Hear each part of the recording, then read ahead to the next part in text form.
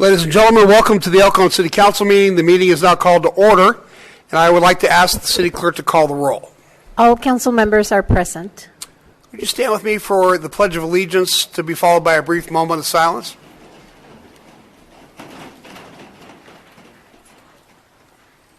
Pledge allegiance to the flag of the United States of America and to the republic for which it stands, one nation, under God, indivisible, with liberty and justice for all.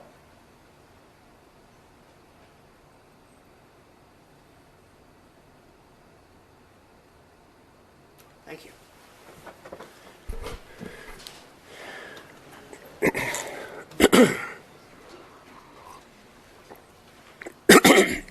The city clerk posted orders of adjournment of the November 12th, 2019 meeting and the agenda of the December 10th, 2019 meeting in accordance with state law, council, and housing authority policy. First up, we have presentations. We have a couple of items under presentations today. For the first presentation, I would like to invite the recreation manager, Adam Tronerud. Adam, you have to tell me if I said that correctly. Pretty close, Tronerud. Okay. To the podium, and he's going to tell us about this presentation. Thank you. Adam, have at it. Thank you.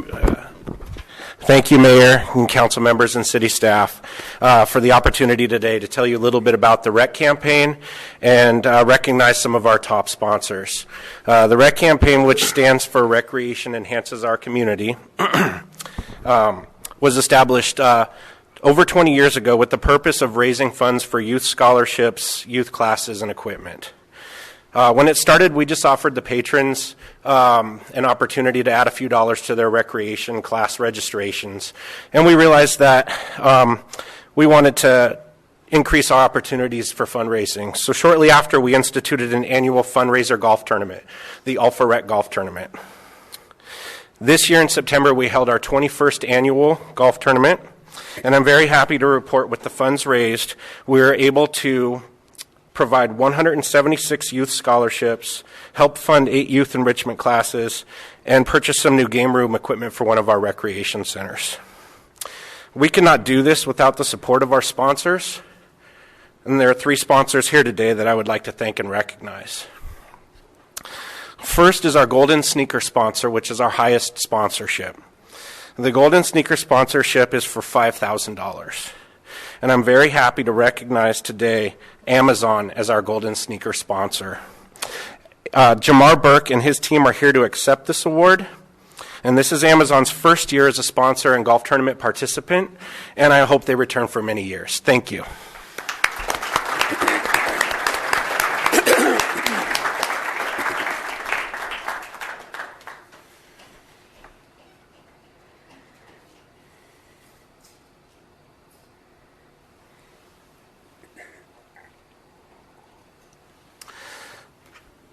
Second, we have 2 Silver Cap sponsors. The Silver Cap sponsorship is for $2,500. And the first one, I would like to thank and recognize Waste Management as a Silver Cap sponsor. Christine Costa is here to receive the award, and this is Waste Management's 15th year as a sponsor. We thank them for their long partnership.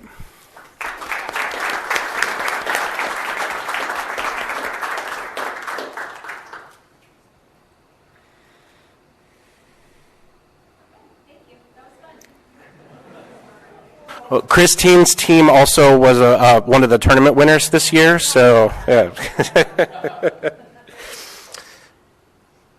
Next, I would like to recognize and thank California West Communities as our second Silver Cap sponsor. Matt Thorne is here to receive the award, and this is their second consecutive year as a sponsor, and we appreciate that very much.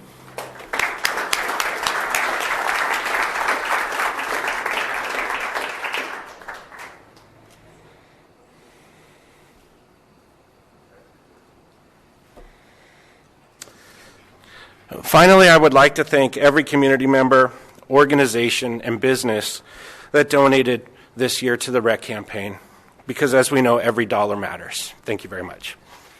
Thank you, Adam. Next is a presentation from the Resident Leadership Academy. I'd like to invite them to the podium to share with us about this issue. Hi. Good afternoon, ladies and gentlemen, and the Mayor and City Council. Thank you so much for giving me this opportunity to be here and give the picture about our presentation over here. So today we're going to talk about Resident Leadership Academy a little bit. So what is RLA, or Resident Leadership Academy? It's a multi-week training program for San Diego County residents who wants to learn how to improve their local communities. And training focus on community leadership, crime prevention, safety, and land use, and active transportation, healthy food systems. About what we learn in this course, we learn about how to support each other's collaboration, feel of responsibility, be part of the community, lift each other's, and understand each other's. We attended this, for me and my friends, that we attended this course between February until November 2018, and then we have the implementation between February until December this year, 2019. The most important part that stood up in this training was working on the survey. The survey was just we go through the community, having kind of forums, have a couple of questions, and we have to talk with individuals in the community, and we have to ask them to share their ideas and their concepts about traffic collisions in El Cajon area. That was very difficult, to be honest with you, because people get used for the survey as marketing and as commercial things to collect ideas. But when we done that, it was kind of difficult to let people share their ideas without feeling fear. So we told them no personal information shared. We just need to talk and speak out about traffic collisions happening in El Cajon and people who get severely injured or maybe end up death in this situation. So we talked with them so closely, and we told them we need to be careful about loved ones, our family, our kids, our neighbors, relatives, and everybody around us. So after that, they accepted the idea, but that was kind of a little bit difficult, but we made it. So in the future, we wish to do more projects about crime prevention, transportation, and food system. This is how the community gave us more ideas about this. And they gave me a lot of ideas, so we were still working on that in the future, hopefully. So we're going to talk about a CIP Community Improvement Project. This is what we came up about Resident Leadership Academy, that the traffic collision in El Cajon. So here we can see our picture. We were attending this course while we are a new immigrants over here. So a little bit about me. My name is Rafal Al-Bayati, and I came here on February 2018, exactly. It's my first day is 13th. So I came here because I was supporting U.S. Air Force back in my country, and I got a kind of life-threatening situation, so I have to leave my country and come over here. Thank you so much for United States to give me the opportunity and give me a second chance in life. This is what I call it. That's why I'm happy here, and I want to help every single person here. No matter what, I give my time, efforts, everything that I have. I just want to help. So we attended this course over here while we were working. We have paperwork to do. We have a lot of things to do, but we just have a little bit time every single day to attend that course, and we made something in the community. Like people now, a lot of people know us and just want to share more and more ideas with us.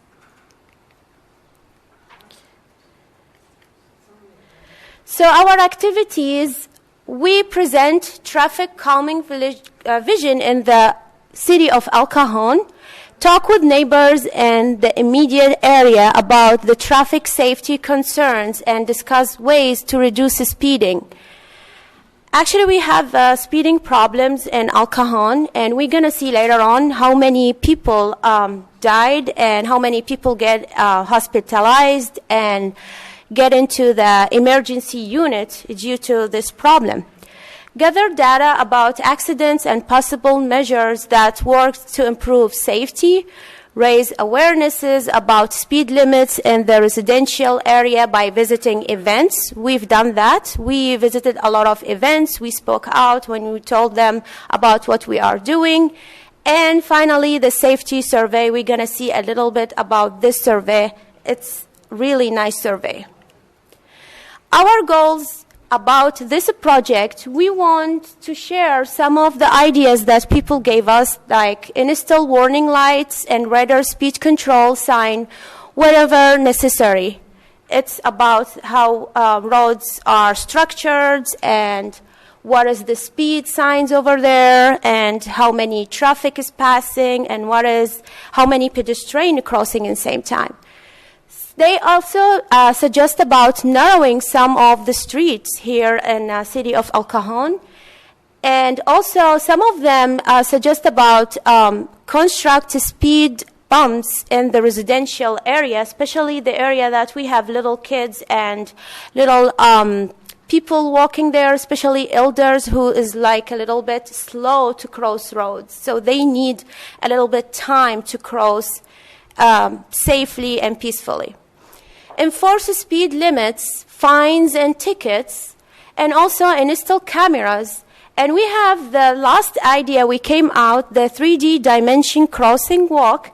We found it while we were searching online about new ideas.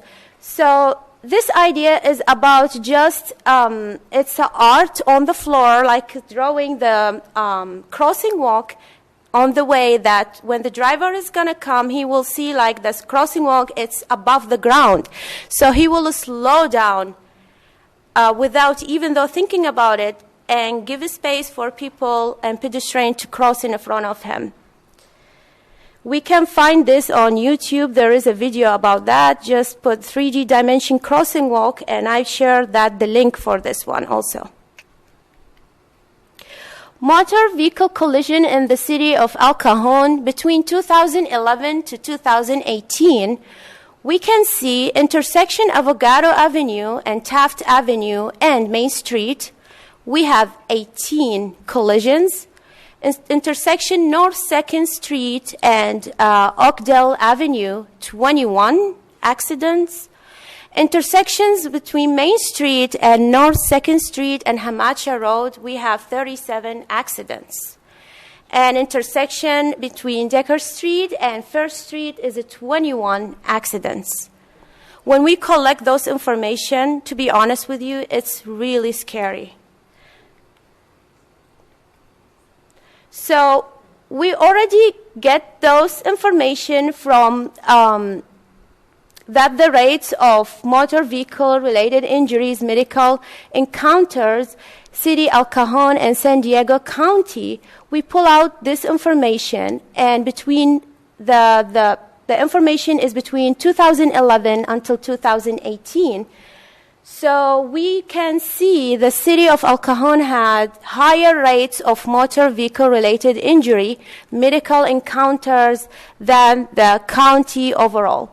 So when we look specifically at motor vehicle injuries to a pedestrian of the city of Cajon, so of 45% increase in their rates of hospitalizations due to motor vehicle injuries to pedestrian between 2011 until 2016, where the county overall saw a 33% decrease. So if we take a look in this table, that we can see between the death and emergency discharge and hospitalization, we can see death is not a few number, and also the emergency discharge, also like we can see around hundreds and hundreds in city of Cajon.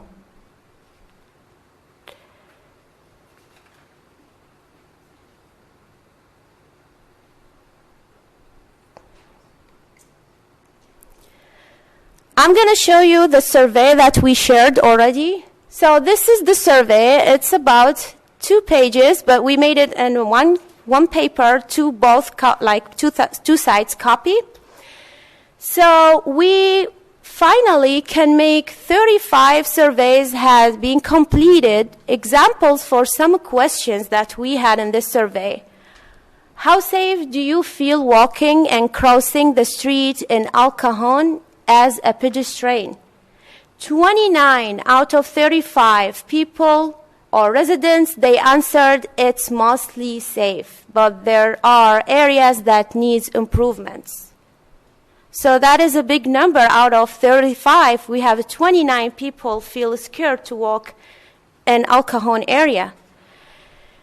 The other question that we have, what do you think are the main factors contributing to car and pedestrian accidents in Cajon? 32 out of 35 residents answered unsafe speeding. That is a big number. And then, as we see the other page, there is like the last question. We left like blank lines for residents to share their ideas about what do you want to add more, what do you have idea more. So they added a lot of ideas that we love also to share. Actually, we share it in the beginning that about install cameras, speed bumps, and also the 3D crosswalk.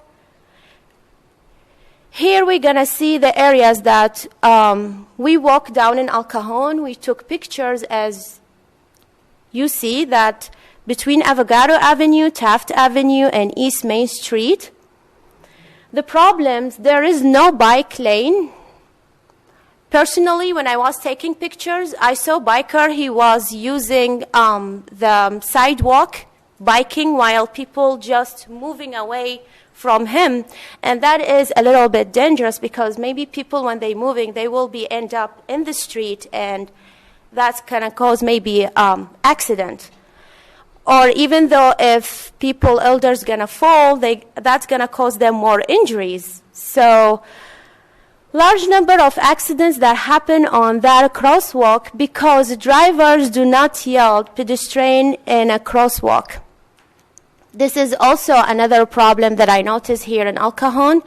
People never give way to pedestrian to cross in front of them. Usually they are in a rush and they will say, let me drive first. And that's going to cause injuries and accidents. And we could go beyond that. Suggestion that we have, continue bike lanes onto the street and add signs for cars that remind the drivers to yell to pedestrians. The main reason for accidents on a crosswalk has that cars do not yell to pedestrians, do not give way to them while they were like a crossing, especially it's wide intersection, so that needs a little bit, couple minutes for pedestrian to cross peacefully. 2nd Street and Oakdale Avenue, we have the problem here. Car accidents happen a lot in this intersection. Pedestrian accidents, cars run over pedestrians. So we have some suggestion about that one. Install cameras. That's going to cause, make drivers to slow down a little bit more and give way to pedestrians to cross. Street needs to be wider in this intersection.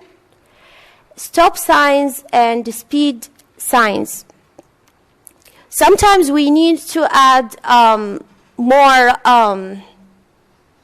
signs for drivers to make sure that they can remember it's give way to pedestrian, slow down, make sure, some of those signs, especially when we have multiple communities in Cajon area. Some people are Arabic speakers, some people are, we can say, Persian or Farsi speakers. So not all of them can speak English fluently. So this is maybe another problem, that they need to understand more signs and make sure that this is what you should do while you drive in this intersection. We have Hamacha and Main Street roads. It's also very, very big intersection that we have, as it shows in the map over here. The problems is car accidents and pedestrian accidents. Same thing. We saw here maybe we can add a traffic light for cars turn to right on Hamacha. So when we come through Main Street and we are turning right into Hamacha, we see that the little lane is kind of like merging into Hamacha Road. So some drivers, they don't slow down. They think, I can come straight on my same speed without slowing down, while there is a pedestrian crosswalking in this area. And also we need more yield sign for drivers to make sure they're going to slow down and give way to pedestrian to cross safely. Decker Street and First Street, we have problems. There is a large living complex, state services, clinic, and supermarkets on this intersection. Large number of people passes through these intersections. However, there is no traffic light or pedestrian crosswalk. This is exactly next to the welfare building and Foodland on First Street and Decker Street, like the intersection. A little bit behind Foodland, there is the welfare office. So a lot of pedestrian coming in and out from this building. And also we have a large residential area over there. So we have suggestion about that at pedestrian crosswalk.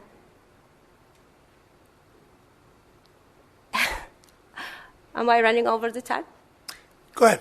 Okay. You're fine. Sorry about that. So add a crosswalk signs light for increased visibility for drivers and make sure pedestrian can just to cross safely. Thank you so much for listening. And any questions? Bob? Yes. Yes, when you first started talking, you were talking about where you came from in your country, that you were working with the military. Yes. Were you a translator? To be honest with you, Your Honor, I was an air traffic controller for 9 years over there. I see. So you weren't a translator for the U.S. troops? No, I was controlling airplanes, military and civilian airplanes all over Iraq, my country. Oh. Yes. Okay, because we had a council member one time that was a translator with the military that was on the city council. Oh, wow. She was from Iraq also. Oh. So just let you know, someday you may be on this council. Oh, my God. Thank you so much for encouraging me. Thank you. I really appreciate it. You're welcome. Any other questions? Good report, though. I want to thank you very much. It's a great report. Please give it to the city clerk so that we can go over it and see what we can get from all the hard work you've done. We're actually right in the middle of a campaign ourselves to reduce speeding and reduce reckless driving. So it's a good time. I appreciate you coming forward at this time. And tell everybody that worked hard on this. We very much appreciate it. Thank you so much. And actually, my team, they were supposedly to come today, but they had kind of like personal emergencies and couple things going on. So I do apologize for that. Are you the only one? I'm the team leader. Is there anybody else here from your team? They chose me to be the team leader for them. Okay. Well, Yes. good. Well, then all the applause is for you. Thanks very much. Thank you.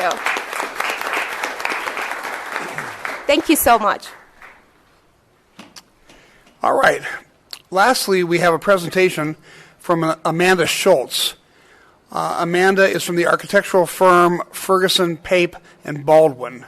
And Amanda, if you'd come to the dais and give us your presentation. Thank you. Hi. Good afternoon, Mayor, City Council members, and City staff. My name is Amanda Schultz.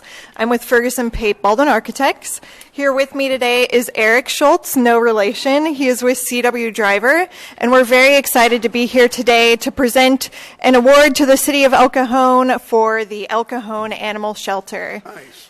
The Design Build Institute of America, or DBIA, is a national organization that is the true authority of design build done right principles. DBIA is committed to offering design build education and training to architectural, engineering, and construction professionals, as well as academics, students, and project owners. They foster collaboration and inspire innovative design-build thinking to create a long-lasting industry impact. The El Cajon Animal Shelter was honored among the nation's best design-build projects at the DBIA National Conference Awards ceremony in Las Vegas, Nevada on November 7th, 2019. From the aviation to water, wastewater sectors, and everything in between, National Design Build Project winners are diverse, complex, and most of all, impressive. The El Cajon Animal Shelter not only won the National Award of Merit for Civic Assembly Buildings, but also received the National Award of Excellence in the Civic Assembly Building category, and was one of 3 nominees for the 2019 Best in Design Architecture category, one of DBIA's most coveted awards. It is our honor to proudly present the DBIA Award to the City of El Cajon, and on behalf, Dirk Epperson, who is receiving the award today. Congratulations. Thank you so much.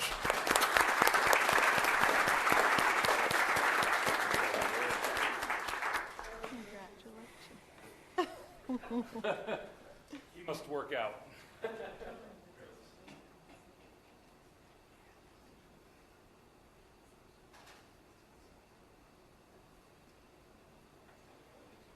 Thank you. Thank you so much.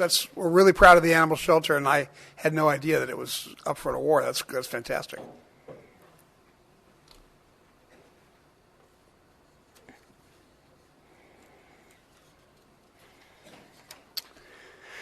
Okay.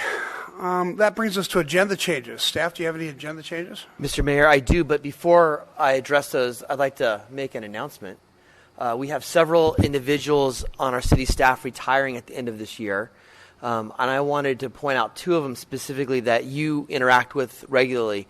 Teresa Bussey, the executive assistant for the city manager's office that keeps Vince and I organized and at our right appointments. We also know she works hard to keep with the city for 22 years, and he's also retiring. He spends a lot of time in his council chambers with the city council over the years, making sure the technology is working and our PowerPoint presentations are running smoothly. I'm in awe at city staff and their dedication to serving the public, and I think that Teresa and Franklin are wonderful representations of the character of our staff, and I just want to acknowledge them and let the city council know how much, at least at our level, we appreciate them. Thank you.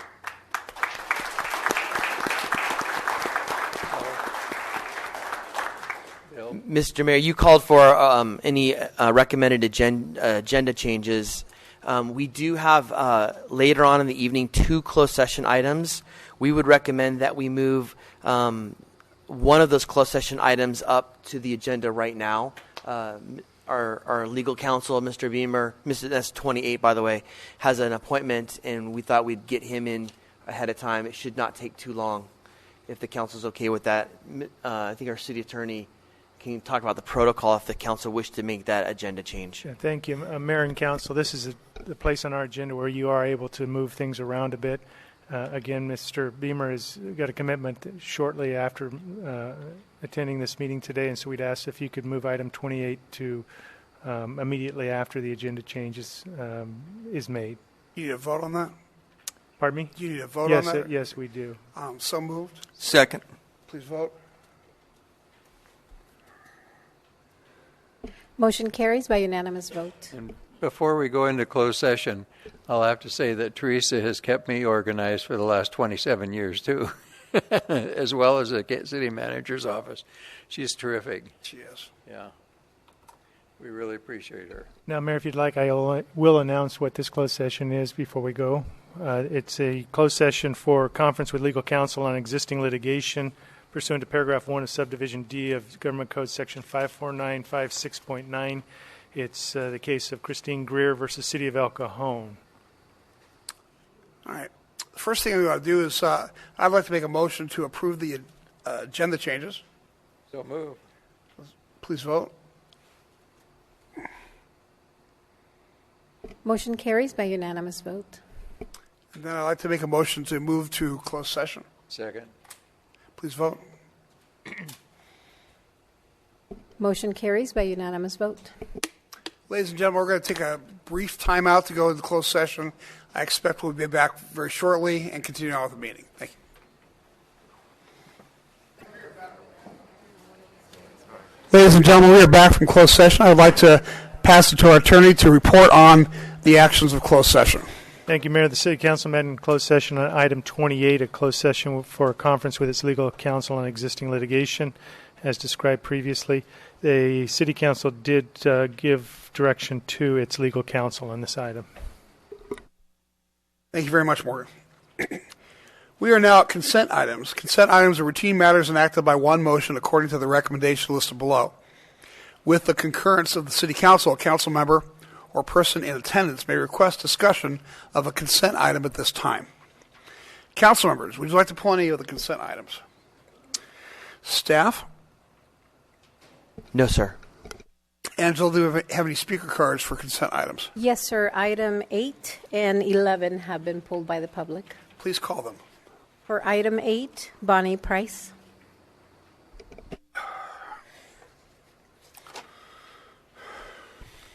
This is an item, actually, one that totals nearly $1 million for professional services with Shen Ryan Associates, and I'm just asking, were others invited to participate in bidding?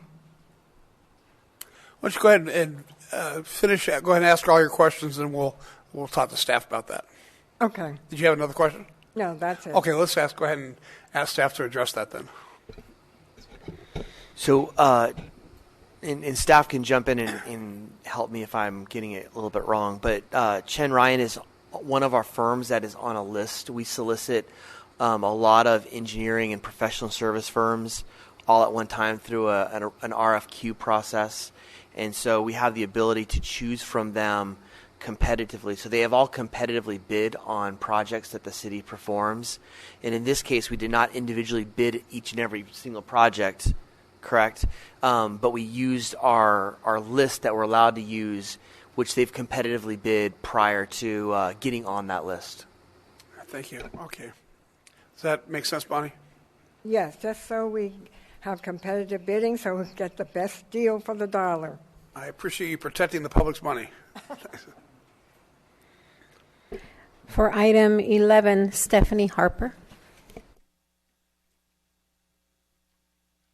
Hey, Stephanie. Oh, I just had a few questions on the annual report.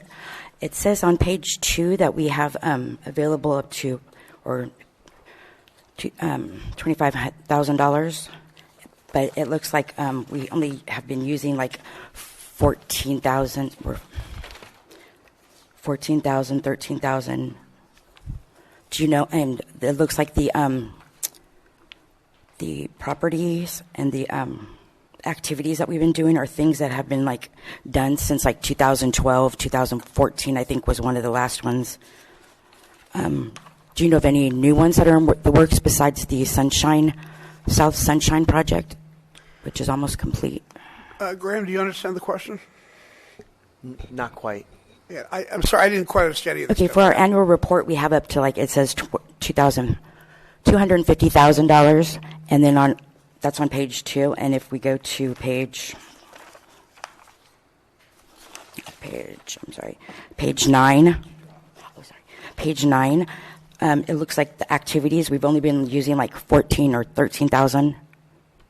Oh, okay, so you're saying you have How come we haven't been using more? And then the projects that we have been, the activities we have been working on have already been done since like 2014. I haven't seen any real new ones except for the South Sunshine Project. Do we have any new ones in the works? Are we doing anything, or where's this? Mr. Mayor, I think the confusion is there's a fund balance issue. So on page 2, it's referring to $250,000 been allocated for homeless projects and programs, not necessarily housing, but eligible projects that involve housing funds. On page 9, the table that's on page 9 is actually a table that shows funds that fund balances or unencumbered funds over time. In terms of the inquiry about large projects, we have not. The last project that we have done is the Cornerstone project. It's not quite completed, but that's the last large project that the city's invested housing funds into. We're currently working with MTS to look at exploring additional affordable housing projects around the transit center, and there's an RFP that we're working on getting on the street that would allow us to invest additional housing funds for that purpose. So what's happening to the funds that are allocated for the homeless outreach? So right now we have contracts with various agencies. Salvation Army, for example, is one. Crisis House for several projects. We're actually scheduled to bring back a comprehensive homeless sort of update on where we're at, and frankly to talk about is the money that we've allocated, is that the direction we want to keep going, and what are the other options. So that will be a discussion coming up soon. Probably in first quarter? We'll do it actually the first meeting of January. First meeting of January. Okay, and also I had a question about page 10. There was properties that the appendix expenditures are for, and it gives the fiscal year and then how much was done, like administrating, monitoring, homeless prevention, and then it has like the Cornerstone. What is the FTHB? Apparently, first-time homebuyer program. First-time homebuyer program. Okay, so we have, and then I'm taking the administrative and monitoring. And this is giving the physical years to date that how much we spent each year, correct? But we only have like in 2016, 2017, there was no projects going on whatsoever, and we still paid $94,000 on that. I was just kind of curious about where that money went. Greg, do you need some time to respond to that? No, I can respond. So we allocate funding. We're allowed to allocate funding to work on projects. Projects just don't happen over a one-year period. So, like, for example, Cornerstone project took several years to implement. And there's also ongoing projects that we have to monitor. So if we invested in a project 20 years ago, there's an ongoing cost to monitor that program. So every year we allocate money to pay for a position to monitor and to work forward on new projects. So it's not, you can't link that administrative fee year to year. It's an ongoing program that ties into the overall goals, housing goals for the city. All right, well, thank you. Appreciate it. I don't know, that seems kind of like a really vague answer, like we're using funds for our fiscal year for 2016, 2017, it's just out there.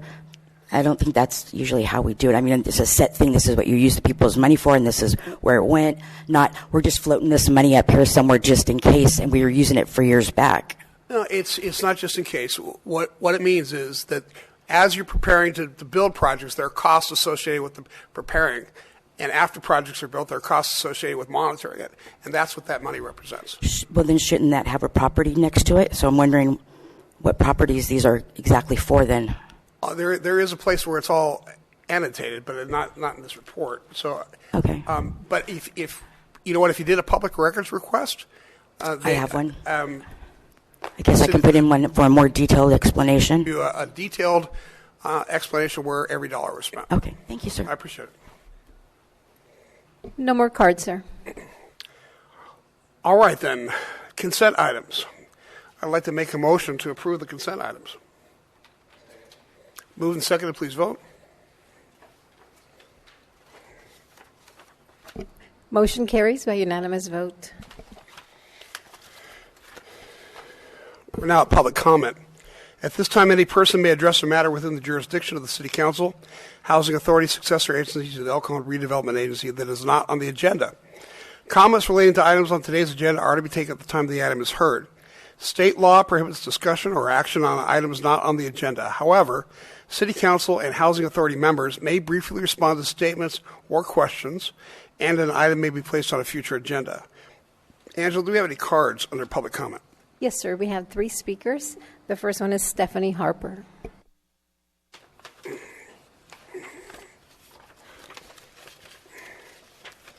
Welcome back. Hi.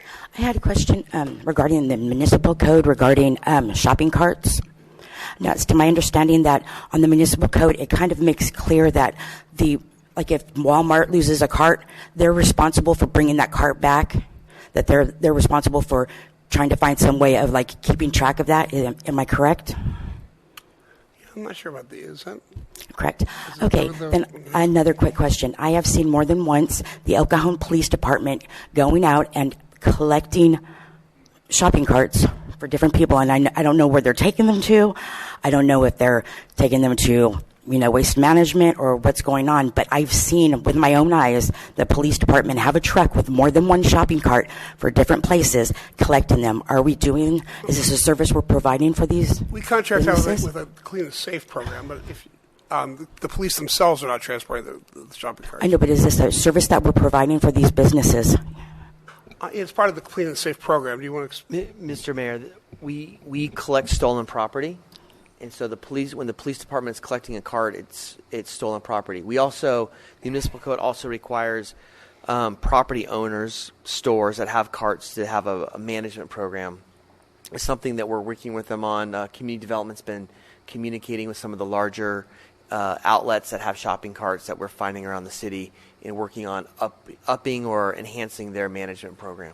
Yeah, good question. So it's kind of a gray area where it's either going to be we're collecting these and maybe have a service for these people, or we're collecting them as stolen property, which would still be those businesses, If it's stolen property, I guess it's the police departments. So is it proper procedure to take whatever that stolen property is and take it straight to waste management instead of taking it to the property department? I don't think so. Those carts are expensive, and I think we're good neighbors to the people that do business in town. I think it's to our advantage to have them off the street, and it's to the business's advantage to have them back and not have to purchase them all over again. I think everybody wins. The best thing would be if people didn't steal shopping carts and totally take them true. all over the city. But That's totally true, and it's great of us to go and return these for them. But what about the people's property that was inside of them that just gets taken to waste management?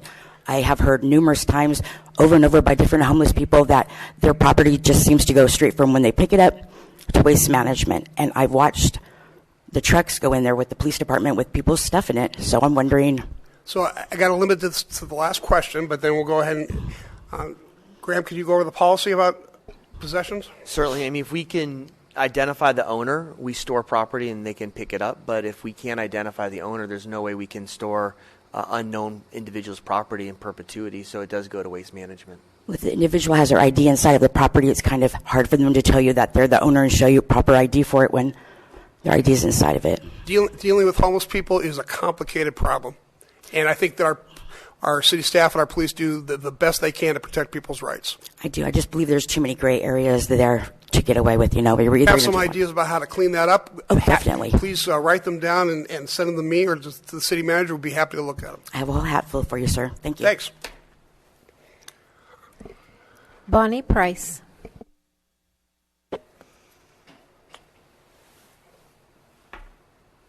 Hi, Bonnie. Hello. I appreciated that report that you got earlier regarding the study on crosswalks and traffic accidents. And I have a suggestion. Near the shopping center, one of the shopping centers in Rancho San Diego, there's a pedestrian walkway where a pedestrian wishing to cross the street pushes a button and there are lights on the ground with the white line, and the lights start blinking, and that alerts drivers that there's someone walking across the street, because sometimes it's very hard to see people, and you might want to install that sort of device in the areas where you have high pedestrian accidents. That's one suggestion.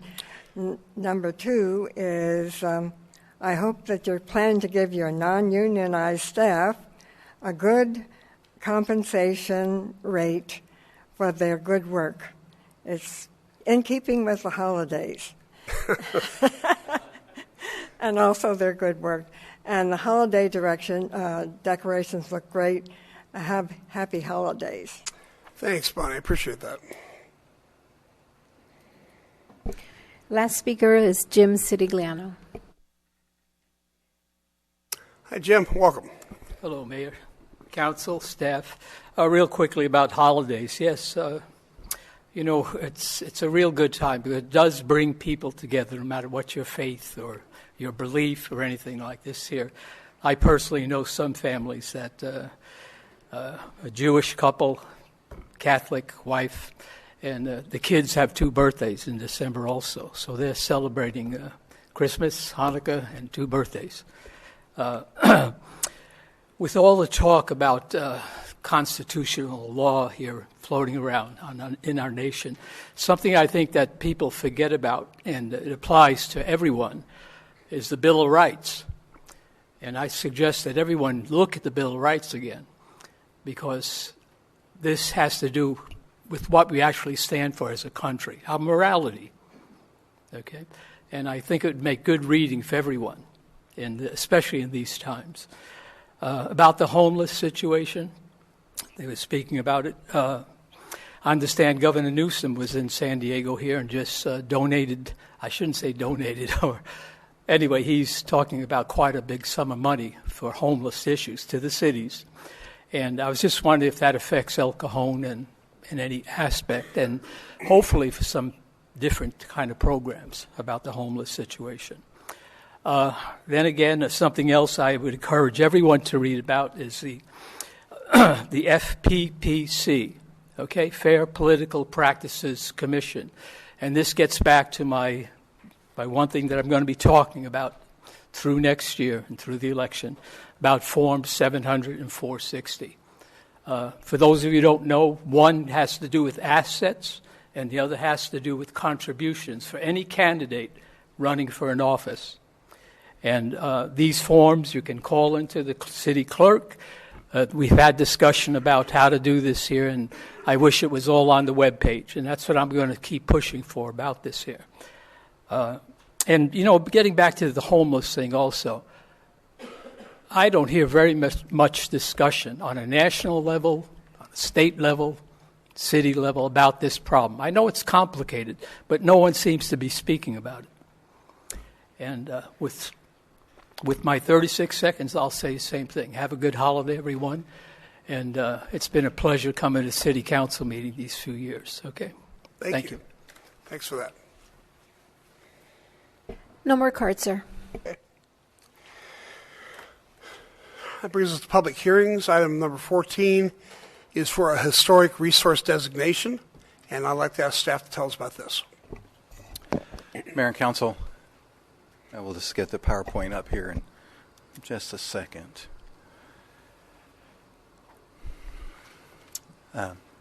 Thank you. Mayor and Council, this is the Hall Family House Historic Designation. The applicants are Scott and Sherry Struthers. They're here in the audience, as well as their professional architectural consultants who have prepared the analysis. The item before you is the consideration of a single-family residence at 436 Provo Street for a historic resource designation, specifically historic designation number 3. The first one is the Knox House, and the second is the Weak Horse residence over here on Reyes Street. The historic designation includes an historic preservation agreement. This is a benefit as part of the Mills Act. And just to clarify, there is some language in the agenda report about what the current property assessed value is, as well as property taxes. After consulting with Ms. Johnson here, the Mills Act expert, she had indicated that this is a state-funded program, and there will be no revenue loss to the city of El Cajon. The agreement that's part of the historic preservation designation gives the property owner the opportunity to take advantage of the Mills Act.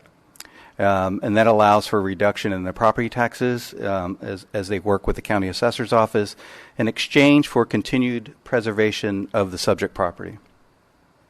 So just a bit of background, back in 1985, the City Council initiated the process for Historic Resources Survey, which lists structures built before 1930 here in the city of El Cajon that might have some historical or architectural significance.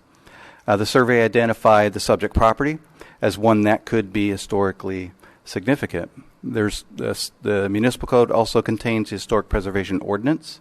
It establishes a comprehensive set of reasonable and uniform regulations and procedures to allow for the identification of a potential historic resource and for its means of preservation.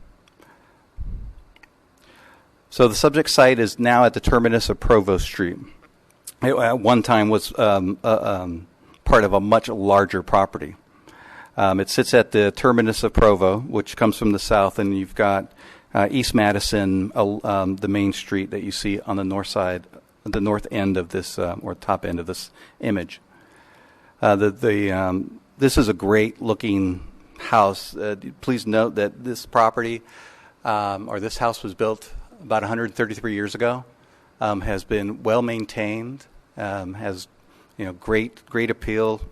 This great example of the folk Victorian style back in the late 1800s. Here's another image of the house taken, I believe, from the Provo side.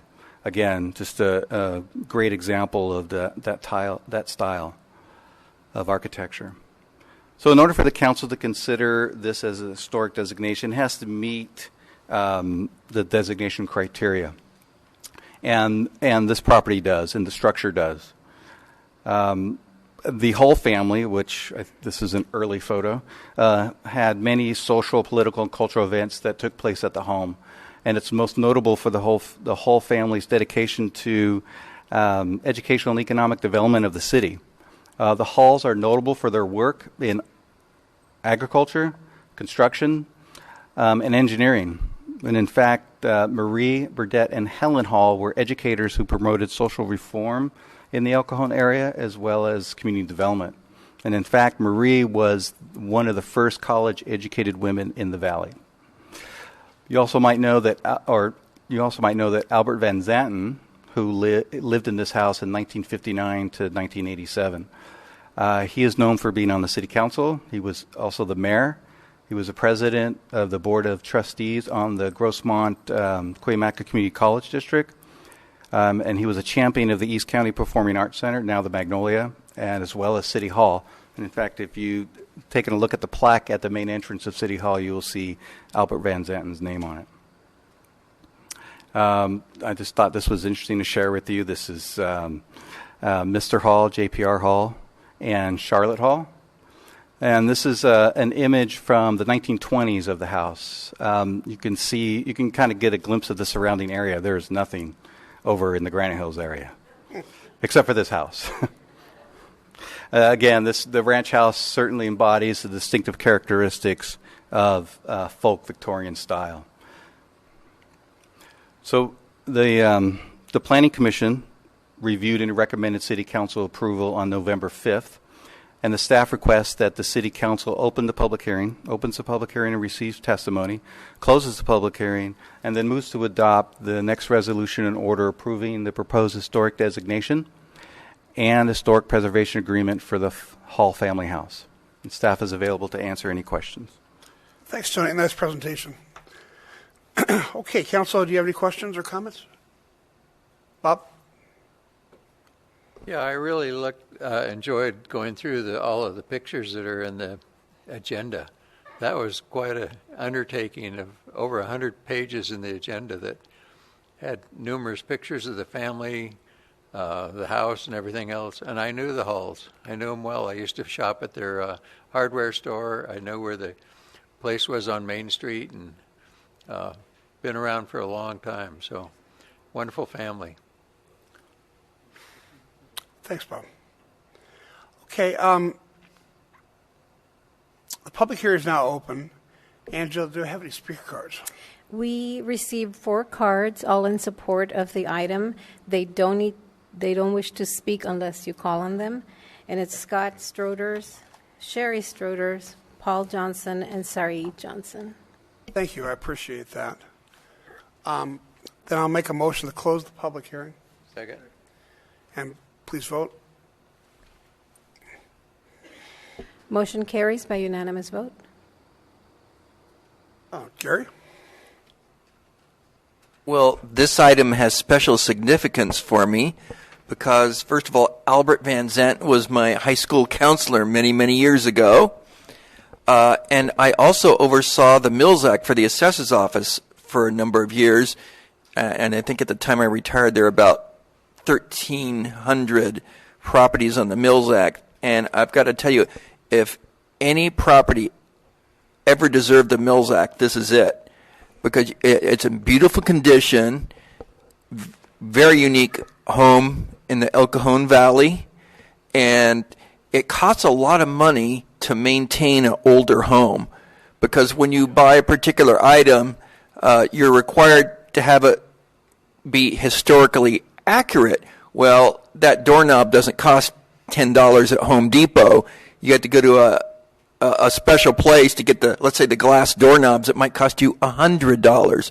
So the whole idea behind the Mills Act is to take that tax savings, which the state pays for, and put that into maintaining the house so that you have so that this historic jewel is maintained. I mean, there's so many properties across San Diego County that were torn down or were dilapidated to the point that they just didn't really look all that great. In this case, the house is in extraordinary condition, at least by looking from the outside, and I think society owes it to these people and to our citizens to keep it looking good, and by having some of that excess cost paid for by savings in the property taxes. So I'm all for this. We've been pretty strict on what we give the Mills Act to here in El Cajon, and this is absolutely deserving of that. That's great. Anybody else? Gary, would you like to make a motion? Move adoption. Second. Please vote. Motion carries by unanimous vote. Congratulations, folks. Thank you for all your work and keeping that property up, and we look forward to seeing it around for a long, long time. Thank you for considering. Oh, it's, you know what, that was a really easy one. It's such a beautiful house. Thank you.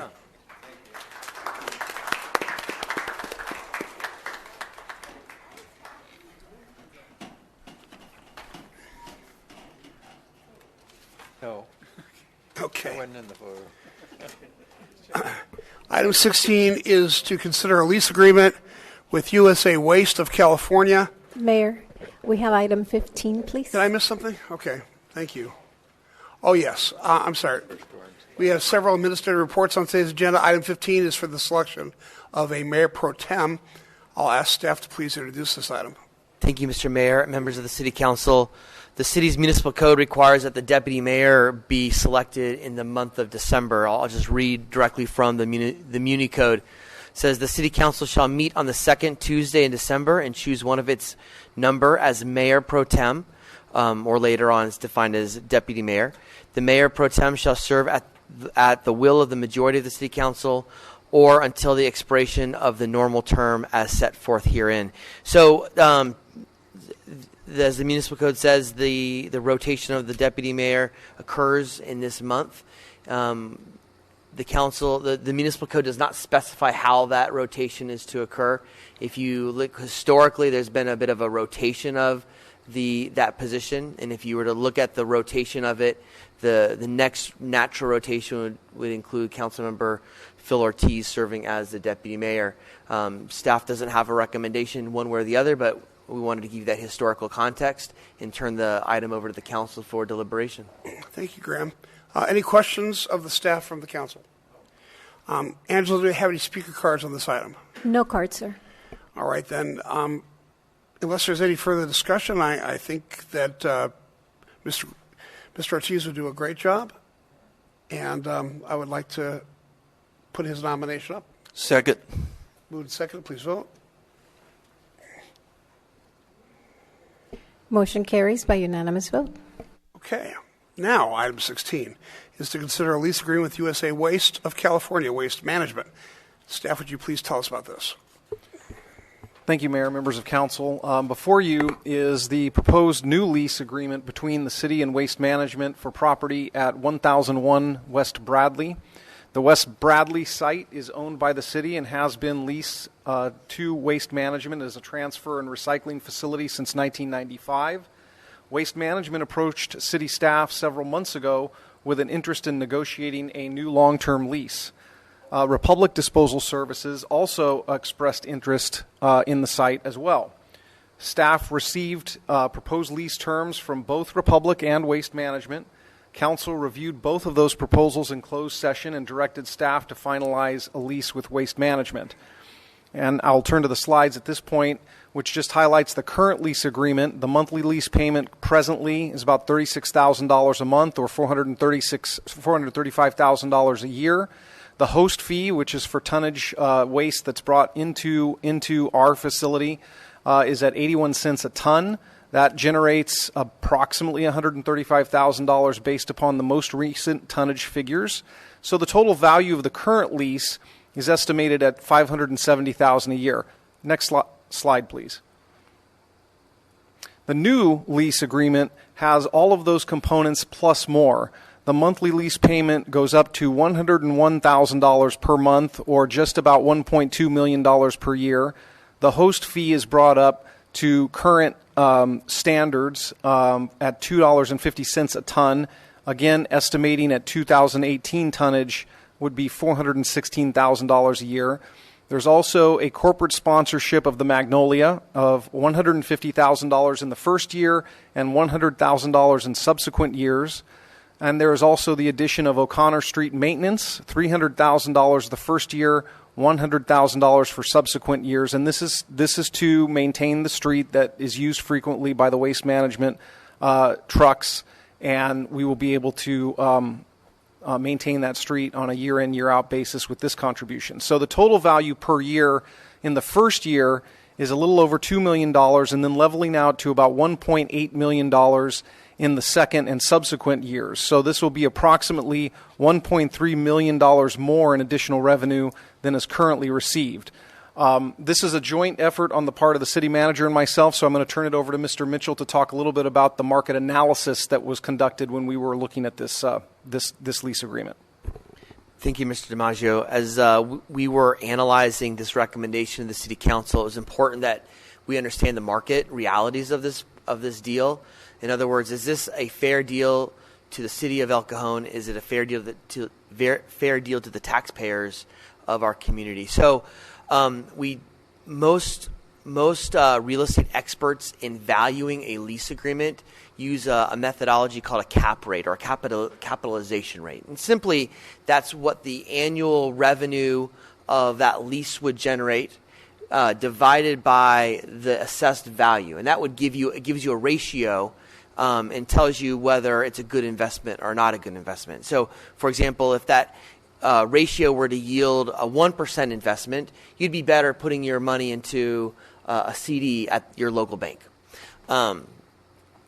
So we ran the value of this lease agreement based on the assessed value from an appraisal that was conducted, and we came up with a cap rate. But before I kind of reveal that, I think it's important to note what the average cap rate of industrial properties in San Diego County was last year. It was between 6 and 7%. So in our mind, if we could generate 6 to 7% of a capitalization rate for this property, that would be a fair and a good deal to the city of El Cajon.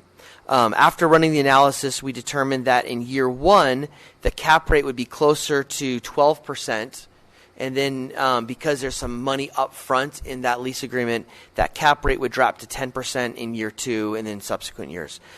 So we think that this deal is significantly better than the market. It's better than most of our competitive industrial properties around the county of San Diego by twice, as almost twice as much. And as such, staff recommends that the council move forward with this lease agreement. Mr. DiMaggio and I are here to answer any specific questions you may have about the agreement or about the market analysis we conducted. Thanks, Graham. Thanks, Vince. Council, any questions? Steve? So I can see a member of the public saying, let's talk about this appraisal, which is part of the calculation. Was the appraisal done by an independent licensed appraiser? It was conducted by an independent licensed appraiser, not one that we hired, but we actually utilized the services of a second appraiser to review that appraisal and gave us some advice based on that. So we didn't choose the appraiser, but we hired somebody to appraise the appraiser's value. In both cases, it's a market rate appraisal. Correct. And during the discussion, I felt that it was appropriate, at least for the cap rate, to just assume an additional 5% valuation. So if the appraisal was undervalued, that number that I just presented is not inflated. Okay, any other questions? Thank you, Graham. Angela, do we have any speaker cards? Yes, sir. We have 3 cards. The first speaker is Stephanie Harper.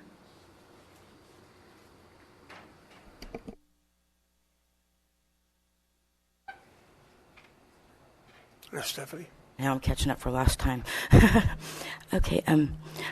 Basically, I was just wondering if I didn't want to just clear the air with it. If I didn't want Waste Management to come and pick my trash up, how do I go about not having them come pick my trash up? Am I forced to have them pick my trash up? Our city, like most cities, chooses one waste hauler to serve the whole city. The reason that is because those big trucks are very disruptive to traffic. They wake people up, and even more importantly, they tear up the roads. So if we had 3 haulers, and you were with one hauler and your neighbor was with another, and the neighbor after that was a third, you might have those big trucks coming down your street 3 times a week, 3 different trucks tearing up your roads, which causes potholes and problems for everybody. So our medium to small size city, like most medium sized small size cities, decides to choose one hauler, negotiate for the rate payers, get the best deal we can, and so the answer to your question is no.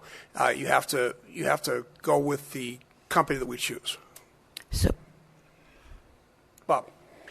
Yeah, I remember earlier, I don't know if it's still effective, but if a person decides to haul their own trash and take it to the dump and get a receipt weekly, then they wouldn't have to have the services of waste disposal. So that used to be an option. I don't know if it still applies. It looks like it does. So if you want to haul your own trash, you can do that and get a receipt each week, turn it into Waste Management, and they would not bill you for trash services. Bob is our keeper of institutional knowledge, so I will Great turn to to know. Graham to just make sure that. And as a reminder, Council, this is unrelated. This lease agreement is unrelated to our franchise agreement, which we will be reviewing. We have an RFP that is being analyzed right now, so we'll be selecting a new waste hauler soon. Well, it kind of is. I mean, if we had another waste company that was saying, "Hey, look, we want to rent one of your properties, and it's a bigger property, and it's going to bring more revenue into the city," that would be something that this would be about, right? So it has to do with the city and the citizens, because it's our trash that they're picking up. So I think it does have to do with that. I believe that it's called a monopoly when we're not allowed to choose, when we don't have another vendor to choose from. Actually, we're going to have an open bidding process. We expect at least 2 large companies to bid, maybe 3 or 4. And if we're going to go ahead and go through with this lease, that's going to be really kind of puts the leaning on one way, since they were going to have an. Actually, that's a worthwhile thing to discuss. Does choosing one company to lease the transfer station cut the others out of the bidding process for the contract?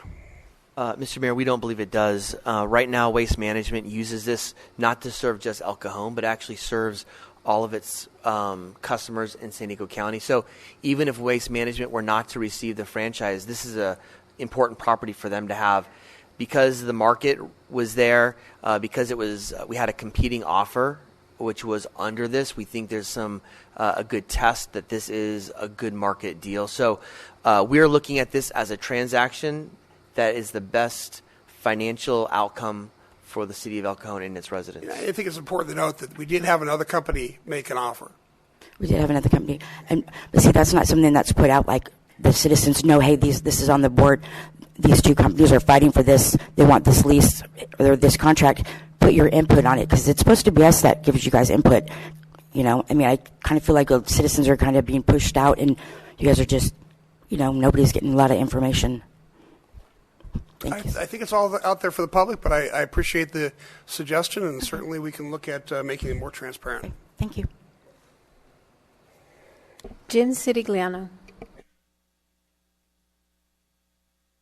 Okay, like Councilman Goebel said about the public point of view, when I went to the webpage to see the agenda for this council meeting, naturally this caught my attention. So I saw the histrionics about waste management and everything else, and they did mention Republic Disposal. But there was nothing more said about the other company. Like, I'd like to know that information as a citizen when I click on there also. And I guess you're talking about there will be open bidding, there will be people will be bidding other companies? Yeah, we're not talking about the contract today.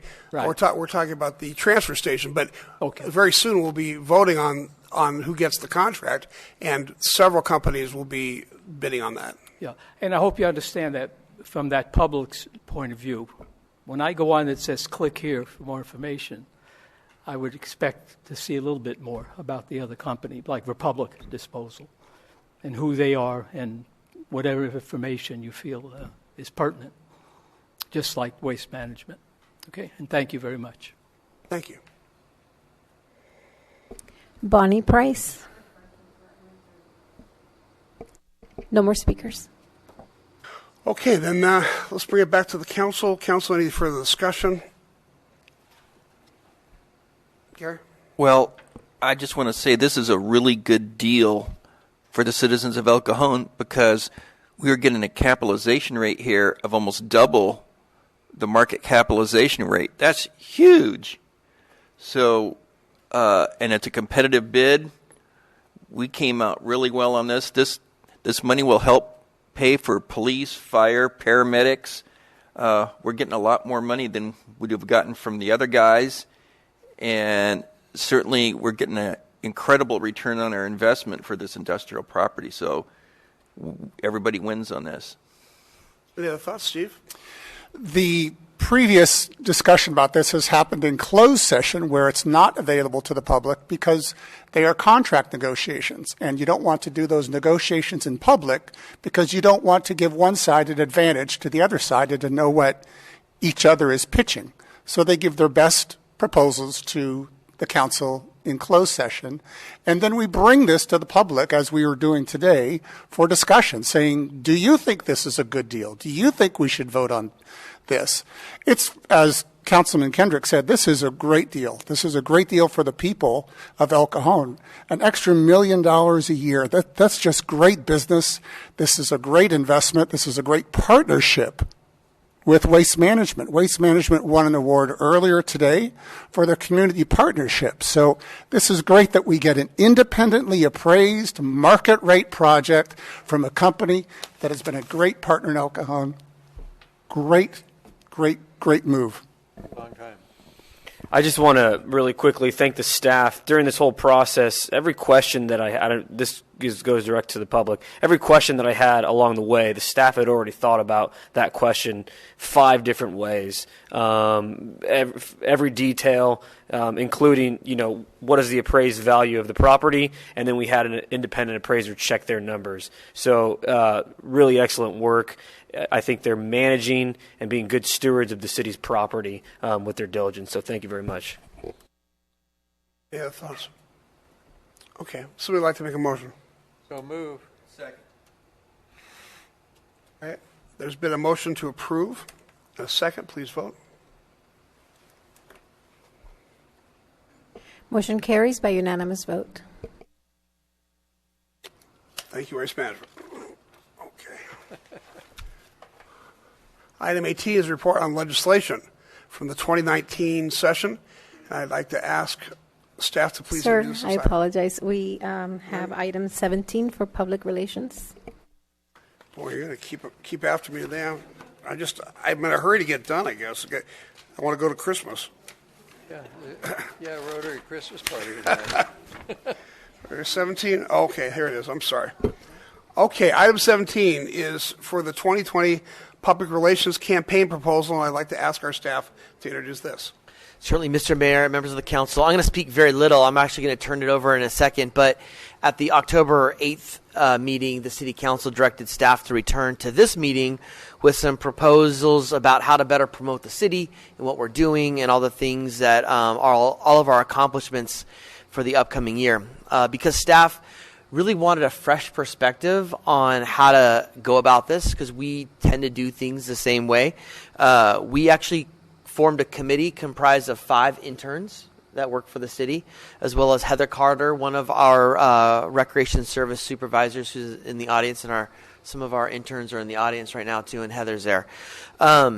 They helped develop this plan. They pitched it to the city's executive team. We gave them some critique, and they've come back, and they're presenting it tonight. I'm going to turn the time over to Shayna Tigar, who is an intern that's been working in our housing division. Today, actually, I think technically today or yesterday, today is her very last day with the city. So this is her last hurrah. So you can have permission to be harsh to her and really beat her up. But after her presentation, I'll wrap up with a few comments.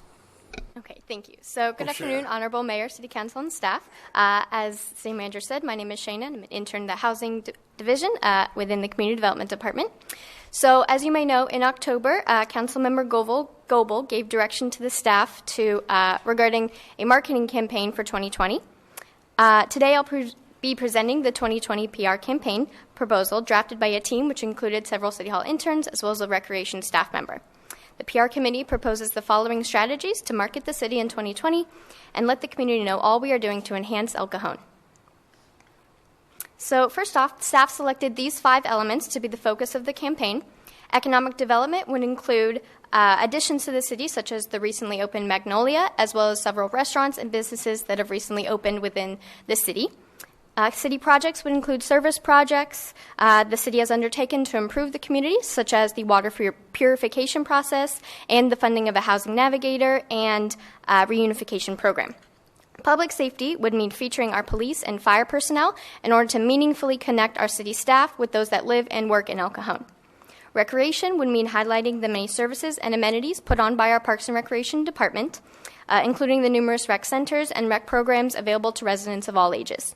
And then finally, the resident showcase would mean allowing our community members to submit their own accomplishments and personal stories about living, working, and playing in El Cajon to be featured on the city's social media platforms. So the PR committee aims to conduct some preliminary research to assess the city's current engagement on social media and in other forms of communication with the city. For example, we know that on Facebook, the city currently has about 4,400 followers. On Instagram, the page is geared toward the Recreation Department and has just under 3,000 followers. And then on Twitter, the city has just over 6,600 followers. So our data collection phase of the 2020 PR campaign would help us understand the best ways to connect with the community, whether that be by increasing those previously mentioned follower counts to reach even more residents, or to invest in other traditional media communications to make sure we're engaging with the general community. So here you can see some examples of the traditional and social media strategies the PR committee has designed. On the left is a mock-up of a traditional media strategy envisioned for the PR campaign. This would be a banner hung around town on a rotating schedule to ensure that it is viewed in the most heavily trafficked spots in the city, such as Fletcher Parkway and El Cajon Boulevard. It features the beautiful aspects of El Cajon, including El Cajon Mountain, the Magnolia, and the staff and residents that make up our city. The messaging on this banner encourages the community to learn more about everything we do here at City Hall to restore, renew, revive, and refresh El Cajon. It also features our PR campaign slogan, which has been slightly modified from the citywide slogan to be Your Valley of Opportunity, to show residents that everything we do here benefits their community. On the right is a table showing the different social media platforms to be utilized in the campaign and the types of posts that would be featured on each site. So, for example, on YouTube, we would post videos that, for example, feature city staff members explaining various service projects. This may include, say, a public works staff member explaining the water purification process to increase community knowledge and understanding. On Twitter, we would create different weekly posts that would feature various things to do, visit, or see in El Cajon over the weekend, for example. And then on Instagram and Facebook, we would take advantage of the platform's live stream capabilities when there's, for example, a grand opening or a city event that a city council member may attend and showcase a portion of that event via a social media live stream. Finally, as far as staffing, the PR committee envisions this campaign being under the supervision of public information officers working out of the city manager's office. The PIOs would be aided by different department representatives and department interns who will all be in charge of providing content from the departments to the PIOs to be included in the campaign. Thank you so much for your time, and at this time I'll turn it back over to City Manager. Great. Hey, Thank you, Shana. go ahead and stay for a second. We might have some questions for you. Of course. I'm going to brag about her just for a second. Yeah. So, as you know, I teach a class at San Diego State, and I taught a class last year, and she was in that class. And she was actually the highest, as a grad student, she was the highest grade earner in that class. So she really is a rock star. It was a good class. And that's why I teach there, is I can know who the talent is. So besides this plan, city staff's been engaging this past year in a discussion about what can we do to enhance sort of the effectiveness of city government. And this has included Vince and I talking with almost every single employee in the city, and we've taken literally thousands of notes. We've presented that to the executive team, and we're having a dialogue right now with the executive team about how to develop some strategies of improving our overall organization and operation. But one of the things that came out during this dialogue, as Vince and I called the Value and Cultures Tour, is our employees feel this need to better promote the things that we do. They're very proud of the service they provide, and we just do, frankly, a lousy job of talking about what we do. In part is this city's management team in particular has a lot of hard chargers that just want to get stuff done. And so after a council meeting, for example, this council meeting in particular, we've accomplished many things. And I'll be frankly honest, as this meeting is concluding and as the mayor's hitting the gavel, we're already thinking about the January meeting. So we're so focused on getting stuff done, sometimes we don't take a step back and go, we need to celebrate with our community our accomplishments. So we're going to start doing a better job at identifying ways that we can better connect with our community. And one of the ways to do that is just to talk about these meetings more openly, do press releases on a lot of the significant agenda items. So we're going to start doing that as an example. But we're also, our executive team is working on some strategies of how to engage our staff every day with our community members every day, beyond and outside the scope of their work. So we're working on some plans. We're hoping to bring some ideas forward to the City Council and showcase some of that. So I wanted the council to be aware that there's a lot going on besides just sort of this single year focus of marketing, but there's an overall strategy to promote on a bigger scale of just what we do as a government. So the intern team has presented a plan. Staff is anxious to hear the City Council's perspectives on that plan. Are there areas that you would like to see us augment or modify, or some themes that you would like to ensure that occur during the implementation of this? So we're turning over to the City Council for some feedback that we can take back and digest. Okay, great. Council, first off, do you have any questions for Shana? You did a great job. You did a great job, Shana. Thank you very much. Are you off to graduate and go get a job in a city somewhere? Yes, I am. I will graduate with my master's in May, and I am going to be working full-time on a political campaign next year. Really? Mm-hmm. Interesting. Good for you. Thank you. Okay. Thank you. See you. We have council members that are going to be running next year. They could use your help.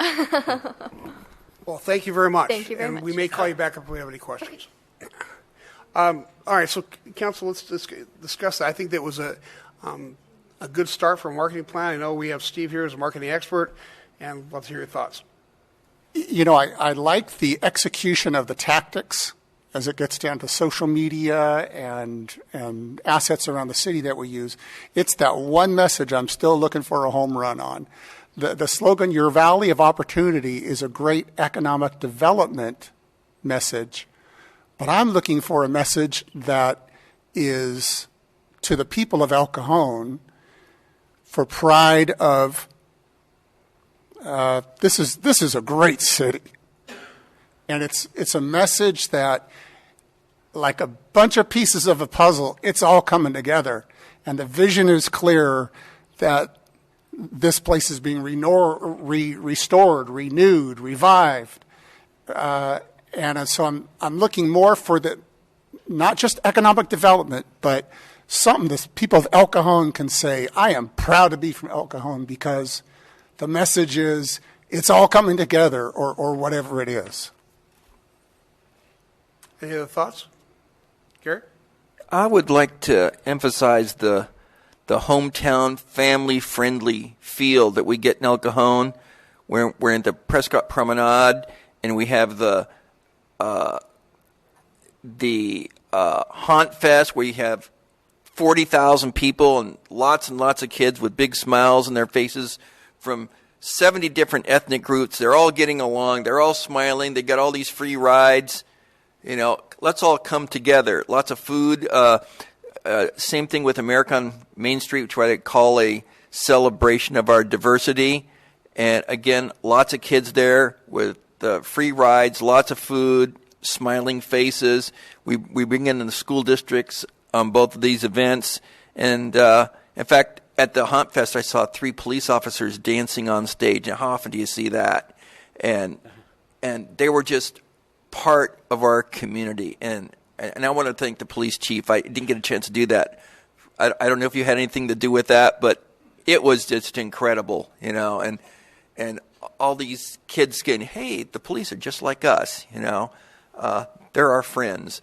And I think that this family-friendly atmosphere is something that, you know, a lot of people want. And El Cajon is a different place than it was 20 years ago. So, and especially the downtown. So, and the staff played a big part in that, because I see them volunteering for all these events. And, you know, that's kind of a unique situation here in Southern California. You don't see that everywhere. So, again, I want to thank all the staff members from the top all the way down for being so involved in our city and really caring. Thanks for that wonderful presentation. And to the interns, it's nice to have you guys in here. It's nice to see people that are younger than me in this meeting. But so keep coming. Don't leave. I think, Steve, your idea is fantastic. I like the idea of this public relations 2020 campaign. Graham, I think you caught the wind in that it should extend beyond 2020, and we should be showing the public what we're doing. I mean, our staff, for everything from our interns to our chief of police and fire, they have big hearts. And the city accomplishes a lot with very little. And I think we need to show that. For example, our last meeting, when Heartland Fire, our fire department, was recognized out of 0.01% of the departments in the nation. I mean, we should be showing our residents, look how unique and different our city is. And so I think all that to say, let's change the way we show the public what we're doing with their hard-earned taxpayer dollars. I think a resident tonight even said, "Hey, you know what? Can we see what's going on with this and that?" And so I think it's good that we're starting in 2020, but I think pushing it beyond that as a change in the way we communicate with our residents and engage with them is the message that I want to see grabbed from this. This is, we have a new decade, and sometimes you hear people say, I'm from Granite Hills, I'm from Fletcher Hills, I'm from Horizon Hills, I'm from Bostonia, and they just don't want to say, I'm from El Cajon. And we want people to say, I'm from El Cajon. This is that we have a window of time here where there's just a lot of things have been completed, and there's still some things being completed, and that window's going to close maybe in a year or two. So this is the time to come up with something that people, once again, say, I'm from El Cajon. And that's the civic pride, I think, that is an opportunity here, in addition to the economic development part. Bob, did you want to say something? Yeah, I think that, we have a lot of great things happening in El Cajon with the Magnolia and Salvation Army, the new facility down there, and all of the services that they have. We also have the El Cajon Transitional Living Center, which is a great asset in the city of El Cajon. And nobody really knows, if you haven't been through there, what they really do or what they've accomplished. But there's been about 2,000 people come through there that have changed their lives from being tax users and now they're taxpayers, and just really changes the lives of a lot of people. Our city's probably doing more in that area, and homeless is a big issue. We're probably doing a better job on homelessness than any other city in San Diego County or maybe the state of California. But we need to publicize that as one of the assets that we have in El Cajon, and a very valuable asset at that. Well, staff, first off, I appreciate the presentation. I think you're going in the right direction. I would just add a couple of things. One is that the concept of rebranding the city is not new. We've been doing this for over a decade now with the Mother Goose Parade and Haunt Fest and America on Main Street and the Friday night concerts and the car shows, all the economic development. And I think one of the things that's frustrated me is that I think a lot of times we do these great things and we don't have a vehicle to present it to the public. Talking about it on the website, I think, is a great idea, but I think we're in a world where people don't have the attention span to read about things anymore. They need to see video.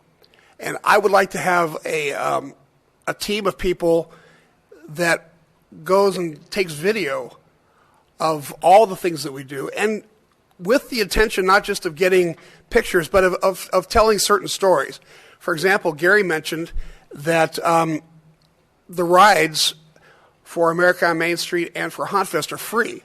And we bring in carnival rides, and we specifically, by design, have decided to not charge for those rides because there's children in our community that can't afford to do that.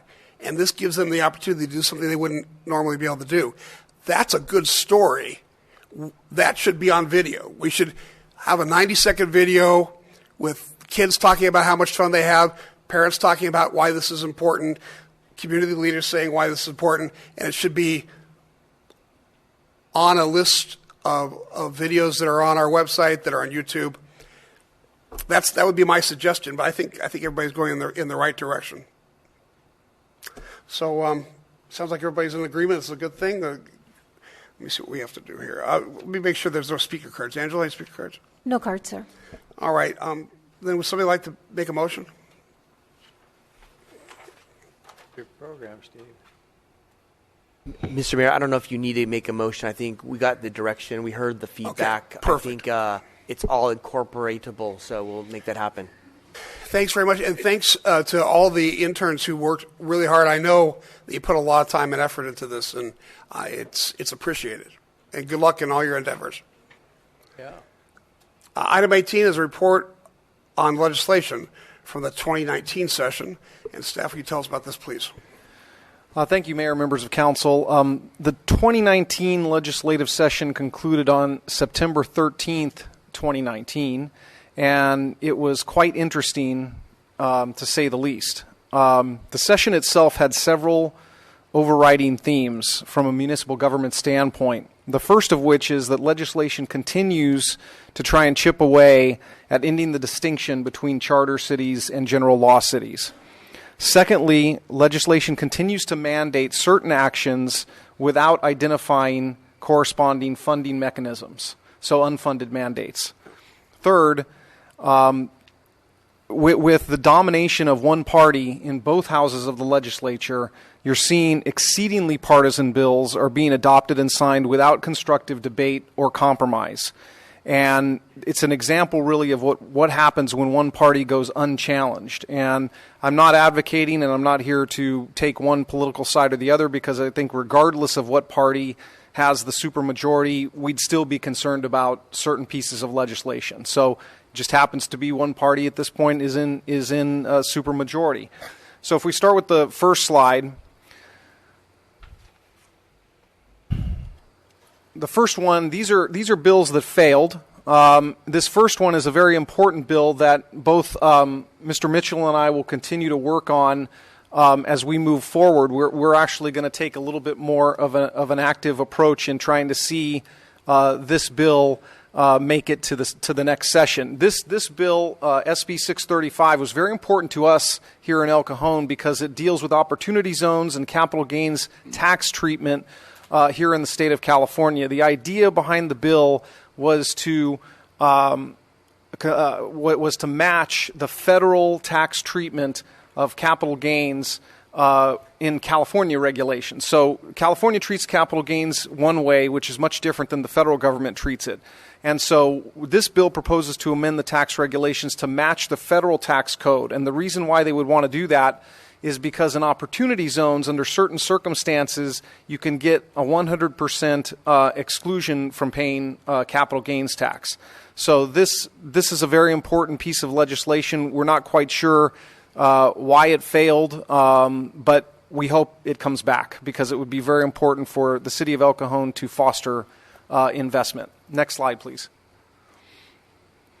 This bill, SB 5, which I've talked about before, is the reintroduction of a form of redevelopment funding through the ERAF funds, the Educational Revenue Augmentation Funds.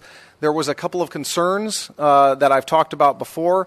One is, would the general fund be consistently reimbursing ERAF funds that were used to fund redevelopment projects? And number two, the legislation called for an appointment of a statewide committee to review all proposed affordable housing projects, and that injected a little bit of politics into the whole process. This actually passed both houses of the legislature but was vetoed by the governor.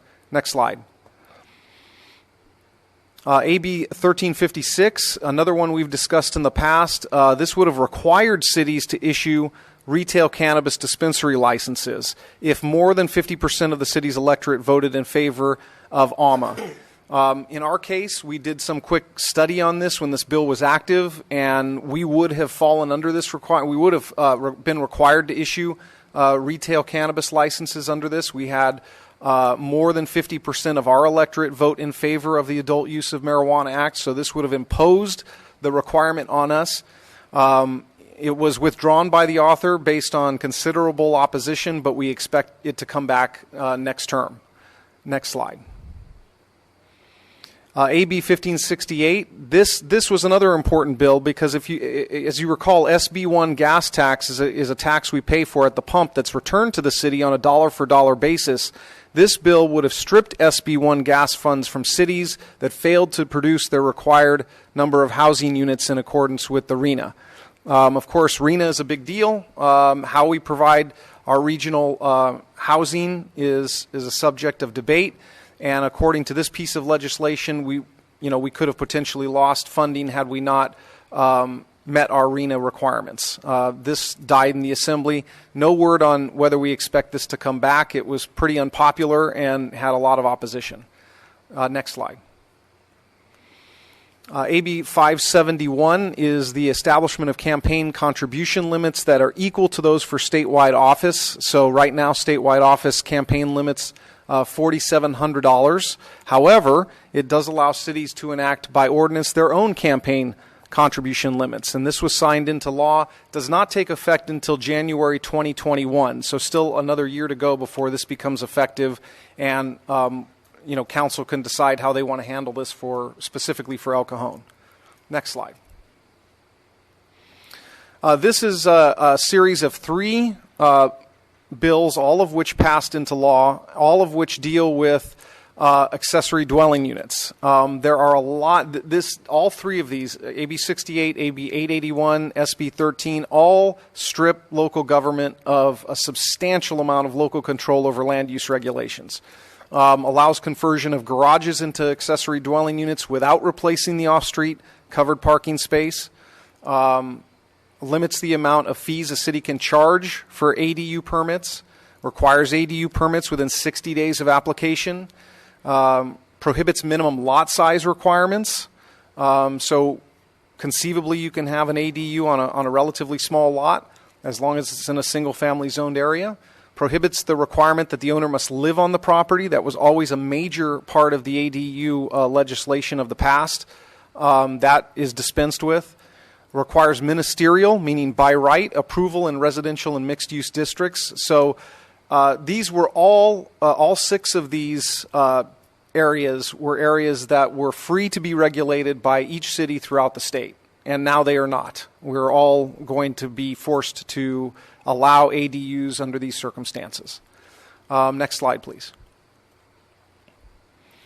SB 330 declares a statewide housing crisis until 2024, and this freezes fees. It sets mandatory approval timelines, limits the number of public hearings on a project, and prohibits the enactment of housing moratoriums. So again, this is applying a very broad brush to the entire state when different areas of the state may be dealing with housing in different ways. And so this basically says, you can't charge more fees or less fees. The fees are frozen. You must approve the project within a certain time frame. And you can't have, if let's say the decision-making bodies of the Planning Commission or City Council have questions or want to ask the proponent of the project to alter the project, you really are not given the ability to do that because you're limited to 3 public hearings maximum under this. So again, it's one of those troubling pieces of legislation that was signed into law. Next slide.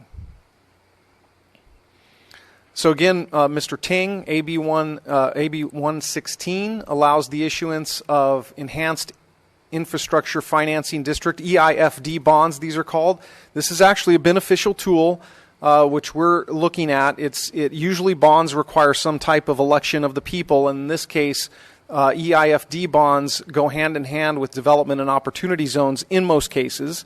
However, they are a way to finance infrastructural improvements in areas that require or need economic development or redevelopment.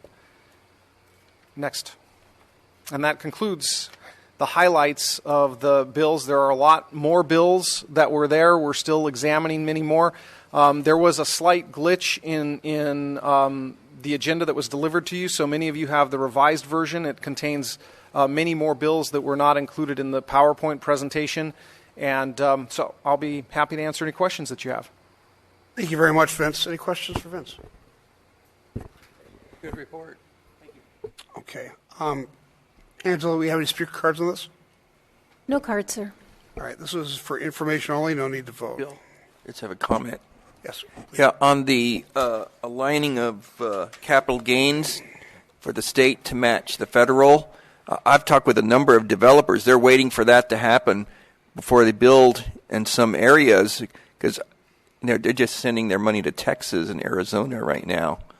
So, the money's going to chase the best return, and there have been other issues in California that made it less desirable for investors to build the residential housing.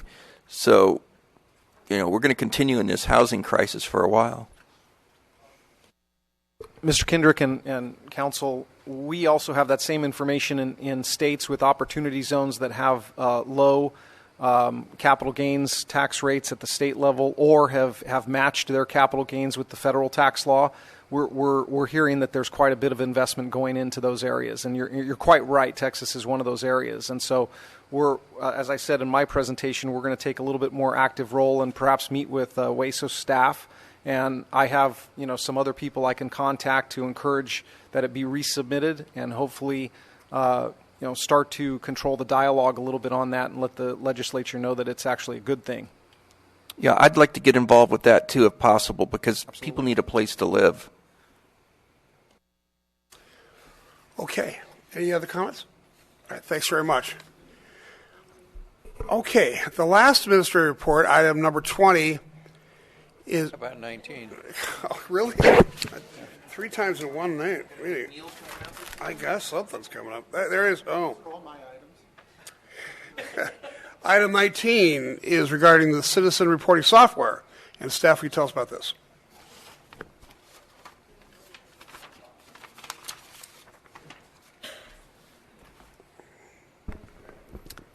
Honorable Mayor and Council, I'm here to talk about citizen reporting software. For those of you that don't remember, let's make sure we are all talking about the same thing. We are looking for self-service tool that is accessible for the citizens, works with modern technology, so that citizens, if they see an issue somewhere around our city, can report it quickly, easily, know what's going on, know when it's resolved, all in a timely manner, without having to use our current solution, which has been found to be cumbersome and lacking. La Mesa has had one for years, yes. So the timeline of events, just to recall, back in February, we were asked to investigate opportunities for service request software. In March, we came back with a few options for council, and at that time, we were directed to move forward looking for service request only software as opposed to whole city applications, which was one of the options at the time. In June, Council approved the IT budget that included a line item for this software. In August, we released RFP 12-20, and here we are in December, ready to talk to you about what we found through that RFP process and hopefully get approval to move forward. So a little about our RFP process. For those of you that are not aware, the RFP document is critical to making sure that you get the right solution and exactly what you're asking for. RFP document included over 67 individual business requirement items. It also included 2 case studies to make sure that we were really making it clear what we wanted to do and what we expected from the vendors. All firms were given the opportunity to ask clarifying questions. All responses went back to all the firms to make sure that anyone submitting a proposal was doing so on a fair and even playing field. The evaluation process, we actually received 9 proposals, which is phenomenal for a modern RFP. And in September, we started a multi-department evaluation committee. I'd like to thank members from both city managers, Public Works, Community Development, Police, and IT, who all sat as evaluators on the proposal committee. First, they went through and they read through boxes of information from the 9 proposals and completed scores. We then looked at costs independently and added those into the scoring process. From there, we recommended to shortlist to 4 firms, all of which came on site for interviews. In October and November, we negotiated with 2 different firms to make sure that we understood what we were getting and getting the best value for the money that we are looking to invest. Tonight, we are here to confirm that this is what Council is looking for and whether or not we should award for this RFP. And from there, we'll continue on to contracting. The solution selected by the committee is from Tyler Technologies and includes 2 of their products, the Tyler 311 Enterprise Web Portal and the Tyler My Civic app. Features include both being GPS and map enabled. You're able to add multiple attachments or photos from both computers and phones, which is something we didn't have before. One that is important in making sure that issues make it to the right place and are handled promptly is an integration with our current Tyler Energov product for potential code violations. So anything that comes in as a service request, if it has a code violation component, this automatically feeds directly into the queues for the inspectors to investigate. The solution also includes integrations with city web pages and potentially our Facebook page. All right, so the My Civic app, here is a vendor. Obviously, we don't all live in Happyville, although we do, right? Isn't that part of our PR? This is from the vendor. Of course, we don't have a contract in place, so we do not have a functioning app at this time, but an example of what you could expect it to look like. I will note that part of the recommendation from the March meeting was that we proceed first only with report and issue and then look into moving into some of these other components. So initially our circle will have fewer things on it, and that is on by design. A few more screenshots. Report and issue over there on the left. The issues will be determined by the city, and we've been working for the last couple of years to really narrow in and focus the issues that are important to El Cajon specifically. The middle picture shows part of where you can report an issue. This is actually the second page. The first page is working off of a map, so it knows where you're at, and then from there you can type in an address or move the map to where you think the issue is. Important here also to note is you can make your request public or private.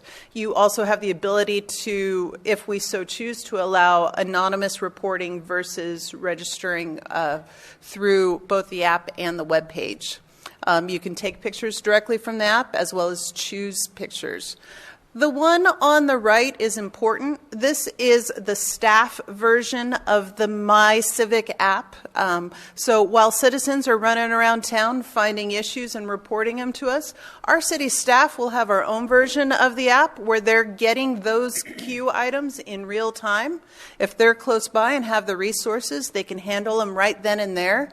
They can take pictures. They can update statuses. They do not have to wait till they get back to the office at the end of the day. So in there, it'll help them organize and be more efficient in making sure that we're handling these issues. Statuses are back and forth to the reporting party to make sure that you know what is going on. Another thing that's important that came up in the March council meeting was the ability for our graffiti vendor to be able to access this information quickly and easy. We actually have it from Tyler that they will be receiving a version of the staff app where they too will be receiving their graffiti issues in real time. And be able to do that. That is great for getting it resolved. It is also great for the checks and balances and making sure that we know that our vendor is doing what they say they're doing and when, because everything is time-stamped. So this isn't our webpage, but it's an example of another city who uses this product and how they're able to incorporate the service request and report an issue straight into their webpage so that it looks seamless. We too will be able to do that in our webpage to make sure that it's easy to access, easy to find, and easy to use. The My Civic also has the ability to have that same functionality embedded into our Facebook page if we so choose. It's a feature set that we actually didn't request, but was part of their product set and included in the licensing, and I think could have some value for the Facebook crowd who doesn't necessarily maybe have our app or visit our webpage. It's another way to get those requests in and get them handled. This really quick is an example of from the back office. For example, Public Works Operations would be able to see what's going on, what types of things are coming in, where are they at as far as new, received, assigned, and so forth. So our staff will have this dashboard. It'll be tailored based on their login to what types of requests they work on, and make sure that they have that information at their fingertips. Better statusing, better understanding of what's going on, and making sure that we have the staff to get to the right place at the right time. So next steps.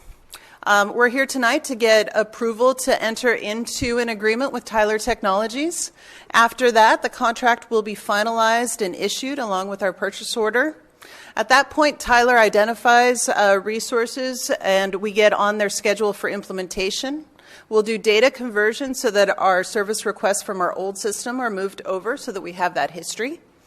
And then we'll be looking at publicizing the new application, go live, and then evaluating for success, which was a critical part of the concerns of this council this past spring.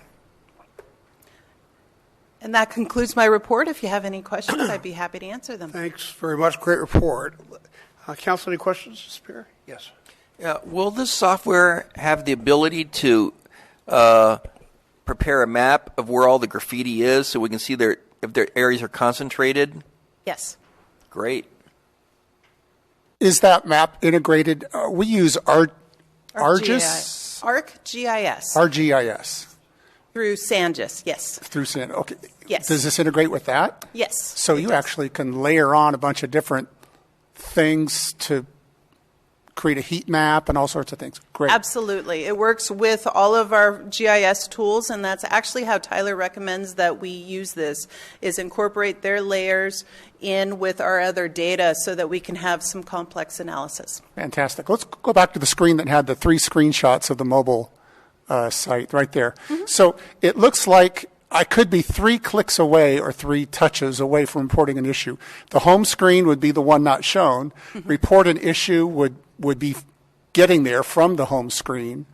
And then once you click on an item, then you would get to the middle screen. So I'm looking at potential 3 clicks to get here. I think it's 4 because we didn't talk about the map page. So you'd be on your home page, you'd hit report an issue, you'd pick your issue, you'd give it a location, and then you'd enter any notes that you wanted to and add any pictures. Okay, 3 to 4 clicks is fantastic. That's good for everybody. I, as an aside, I went to a conference on seniors last Friday. Seniors turn to their children or grandchildren 15% of the time for training on mobile devices. 15% of the time. So you can imagine probably the kids are not I would think that number would be higher. I would too. But you know what? They get 60% of their training from classes and 30% from friends. That's phenomenal. Only 50, well, that's more, but yeah, it's very low. A new thing happening right now is litigation related to ADA compliance of websites. Franchise companies are seeing this quite a bit. They're getting sued because the websites don't have enough color contrast, they don't have all this kind of stuff. Do you know if Tyler's sites are ADA compliant? We actually had that as one of our 67 business requirements, that it be ADA compliant, and they confirmed that they are. So to Councilman Ortiz's point earlier, you already think of these 67 things ahead of time before we ask them, which is really good. The publicity will probably be key. An app's only as good as the number of people who have it. So as we're talking about this PR campaign and promoting civic pride, and part of civic pride is playing defense and offense. Defense is cleaning the community. Offense is building and enhancing and enjoying. So I'm hoping that the publicity campaign is good.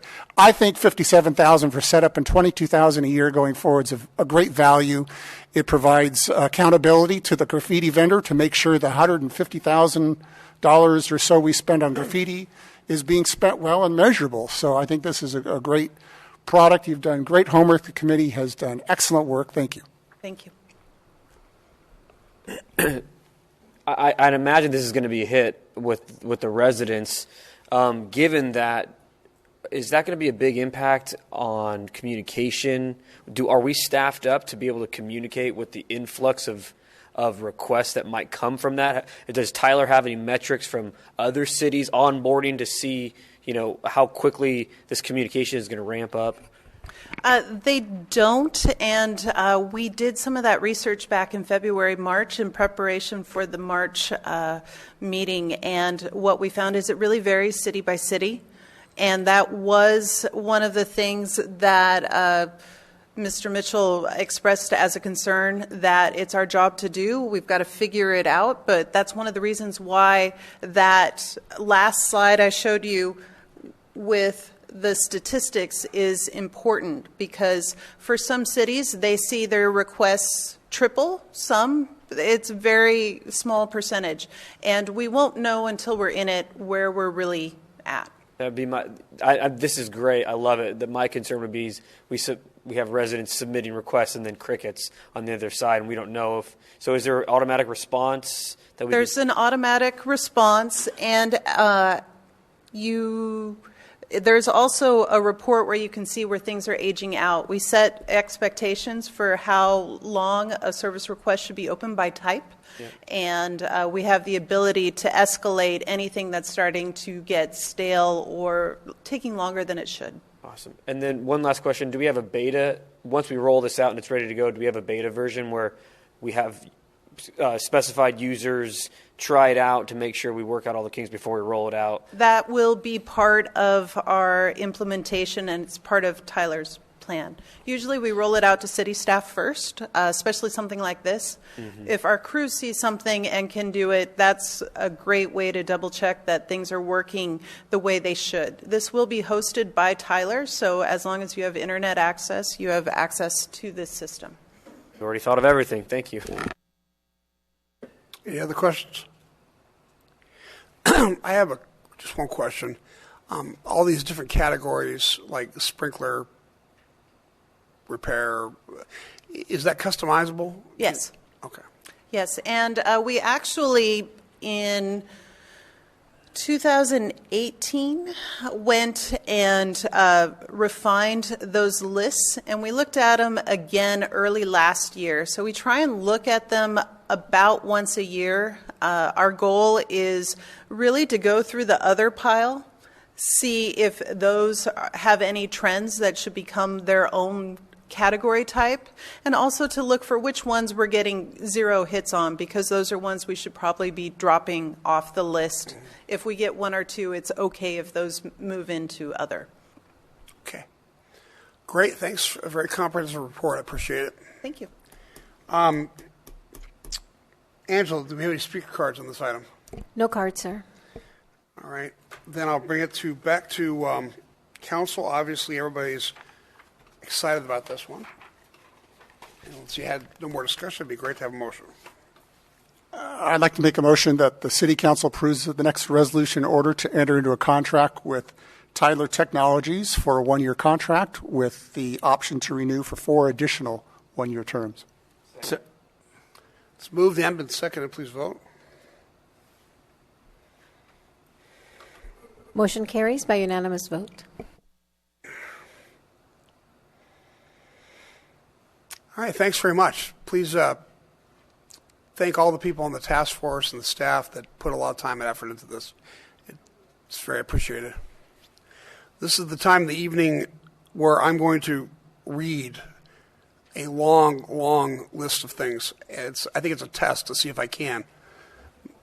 But it's a state law that this has to be read out loud. So, Mr. Mayor, before you do that, we'd recommend that you receive a report from staff. Yeah. Okay. So, well, please, staff, go ahead and give us a report.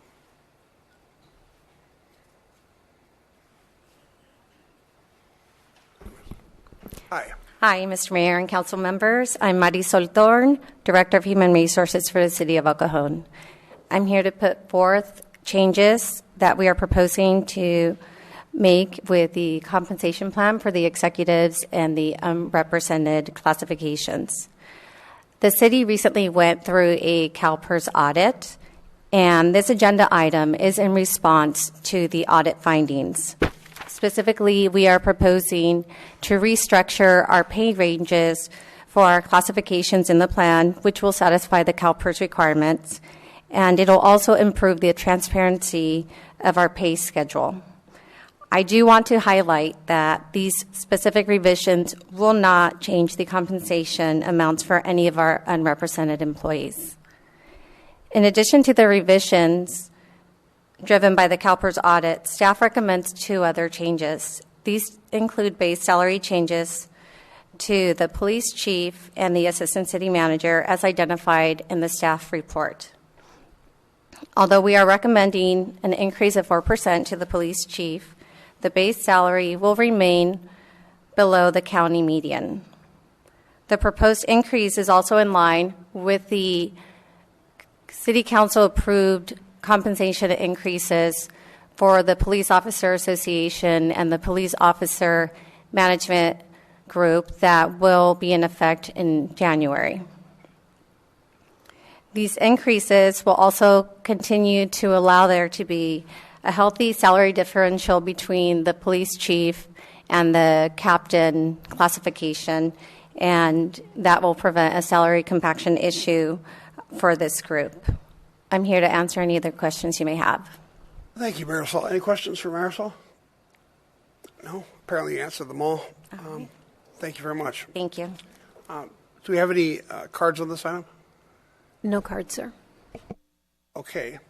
Then I apologize, sir. We do have one card. okay, please. It is Stephanie Harper. Who else? Hi. Just wanted to explain this to me real quick. Okay. It's showing that, are we making new positions?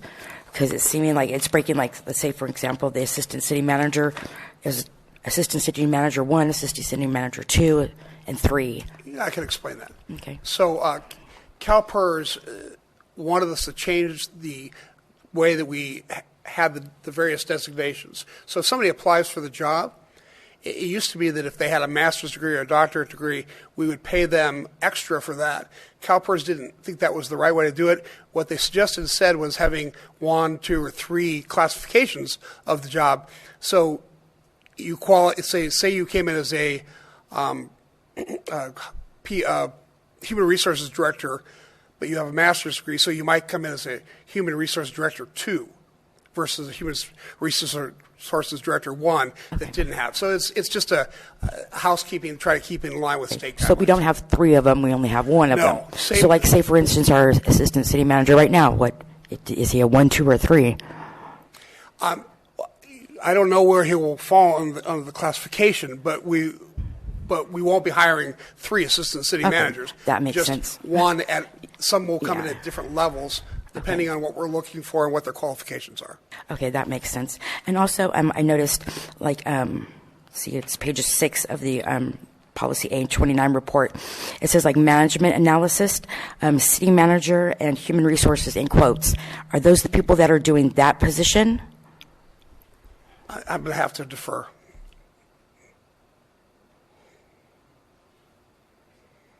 Mr. Mayor, I need to find it first. So if page Ms. 6 of the Harper can 22? identify which paragraph, that would be helpful. Page 6 of Policy A29, page 6 of the 22.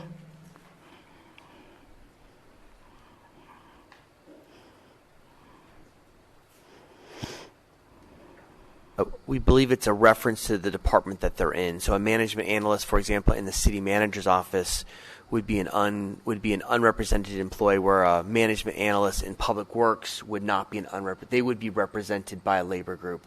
But the management analyst in the city manager's office is unrepresented. Okay, so is there a person doing that position, or is it, and they're doing it for the city manager and for the human resources, or is it one of each? I mean, it just doesn't. We will sometimes have analysts that work for the police department, sometimes analysts that work for the city manager's office. So it will be different people. What this is specifically talking about is whether or not they're represented by a union. Okay.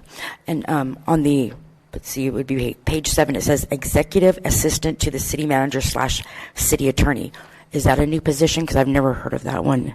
Is it a city attorney position, or is it an executive city manager position? And Mr. Mayor, this is the individual that is retiring this month, Ms. Bussey, and also Holly Savage. So I have an executive assistant.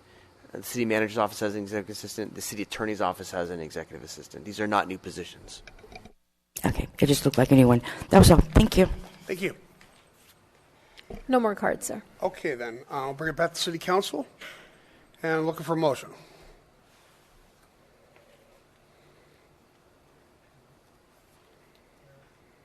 For the motion, I think you'll need to do your oratorial For the expertise. motion? Yes, please. Okay, well, here we go. First, I need to state that California law requires that prior to taking final action on the salaries, salary schedules, or compensation paid in the form of fringe benefits of what are known as local agency executives, the legislative body shall orally report a summary of a recommendation for each final action.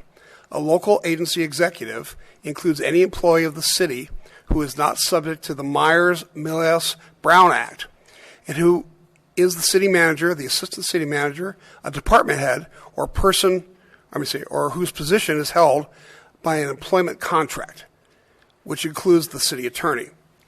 So, for the purposes of disclosure, this report includes action on salaries and compensation in the form of fringe benefits for the following local agency executives: Assistant City Manager Vince DiMaggio and Police Chief Mike Moulton. Now, for the proposed changes. It is proposed that the Assistant City Manager receive a salary increase of 5% for the possession of the International City-County Management Association's Credentialed Manager designation. In line with the authorized increases for the Police Officers Association and Police Officers Association Management Group members, the Police Chief shall receive a pay increase of 4%. This concludes a summary of proposed changes to salaries and compensation in the form of fringe benefits to the city's executives as is required by the law.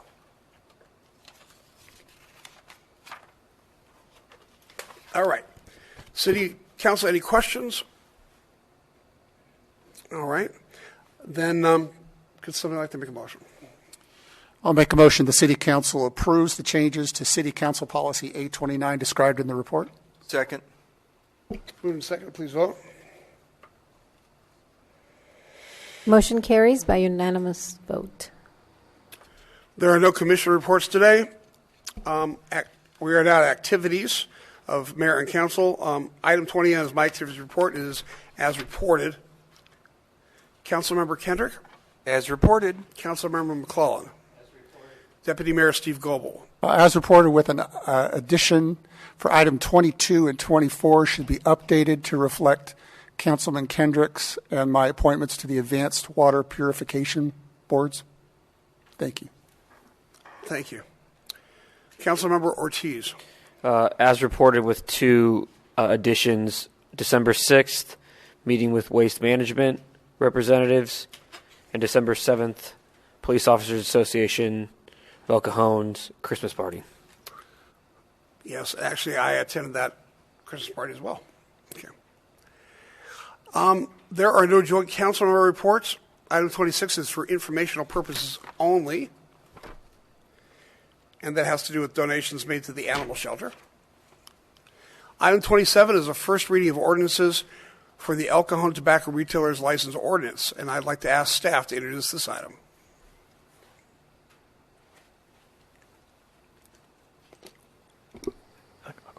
Thank you, Mayor and members of the council. If you'll recall, back in November, we brought to you some significant changes to the tobacco retail licensing ordinance. After a number of comments from the public and discussion, the council asked us to make certain changes. Those changes have been reflected in the report that's been presented, as well as the draft ordinance. You have in your possession, as part of the agenda, a red line version of the ordinance and the clean version, which would be the version to be adopted. Mr. Mitchell's report also includes highlights of exactly what those changes were. We're here to answer any questions you might have as to that item. Thank you very much. Council, do you have any questions or comments? Angela, any speaker cards? We received a card in support from Ms. Dana Stevens. She does not wish to speak unless you have questions for her. Thank you very much, Ms. Stevens. Okay, then, if there's no further discussion, would somebody like to proceed with the motion?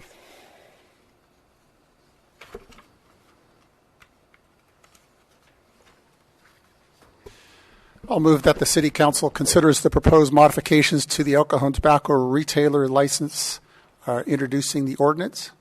Second. Moved and seconded, please vote. Motion carries by unanimous vote. And with your permission, I'll read the title.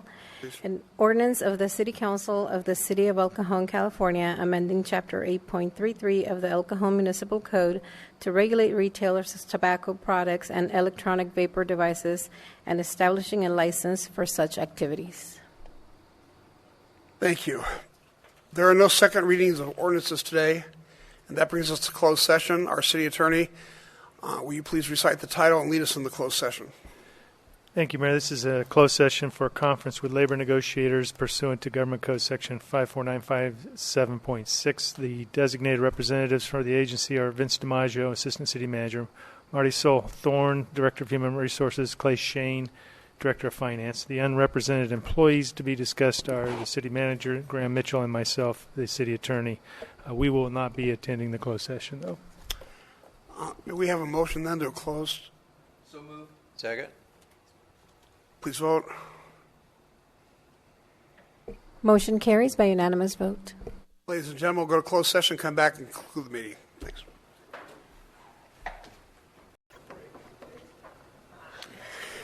Ladies and gentlemen, we're back from closed session. I will ask our Assistant City Manager, Vince DiMaggio, to report on the actions taken in closed session. Thank you, Mayor, members of council. Council has directed staff to prepare an amendment to the employment agreements for both the city attorney and city manager, converting their compensation from annual to biweekly, consistent with all other city employees. Additionally, in the case of the city manager, make him eligible to receive the same compensation incentives available to the assistant city manager, a city-paid wellness exam, and list those incentives specifically in his employment agreement. So we will be bringing back amended employment agreements at the next city council meeting. Thank you, Vince. This brings us to adjournment. The regular joint meeting of the El Cajon City Council and El Cajon Housing Authority held this 10th day of December 2019 is adjourned until Tuesday, January 14th, 2020 at 3 o'clock p.m.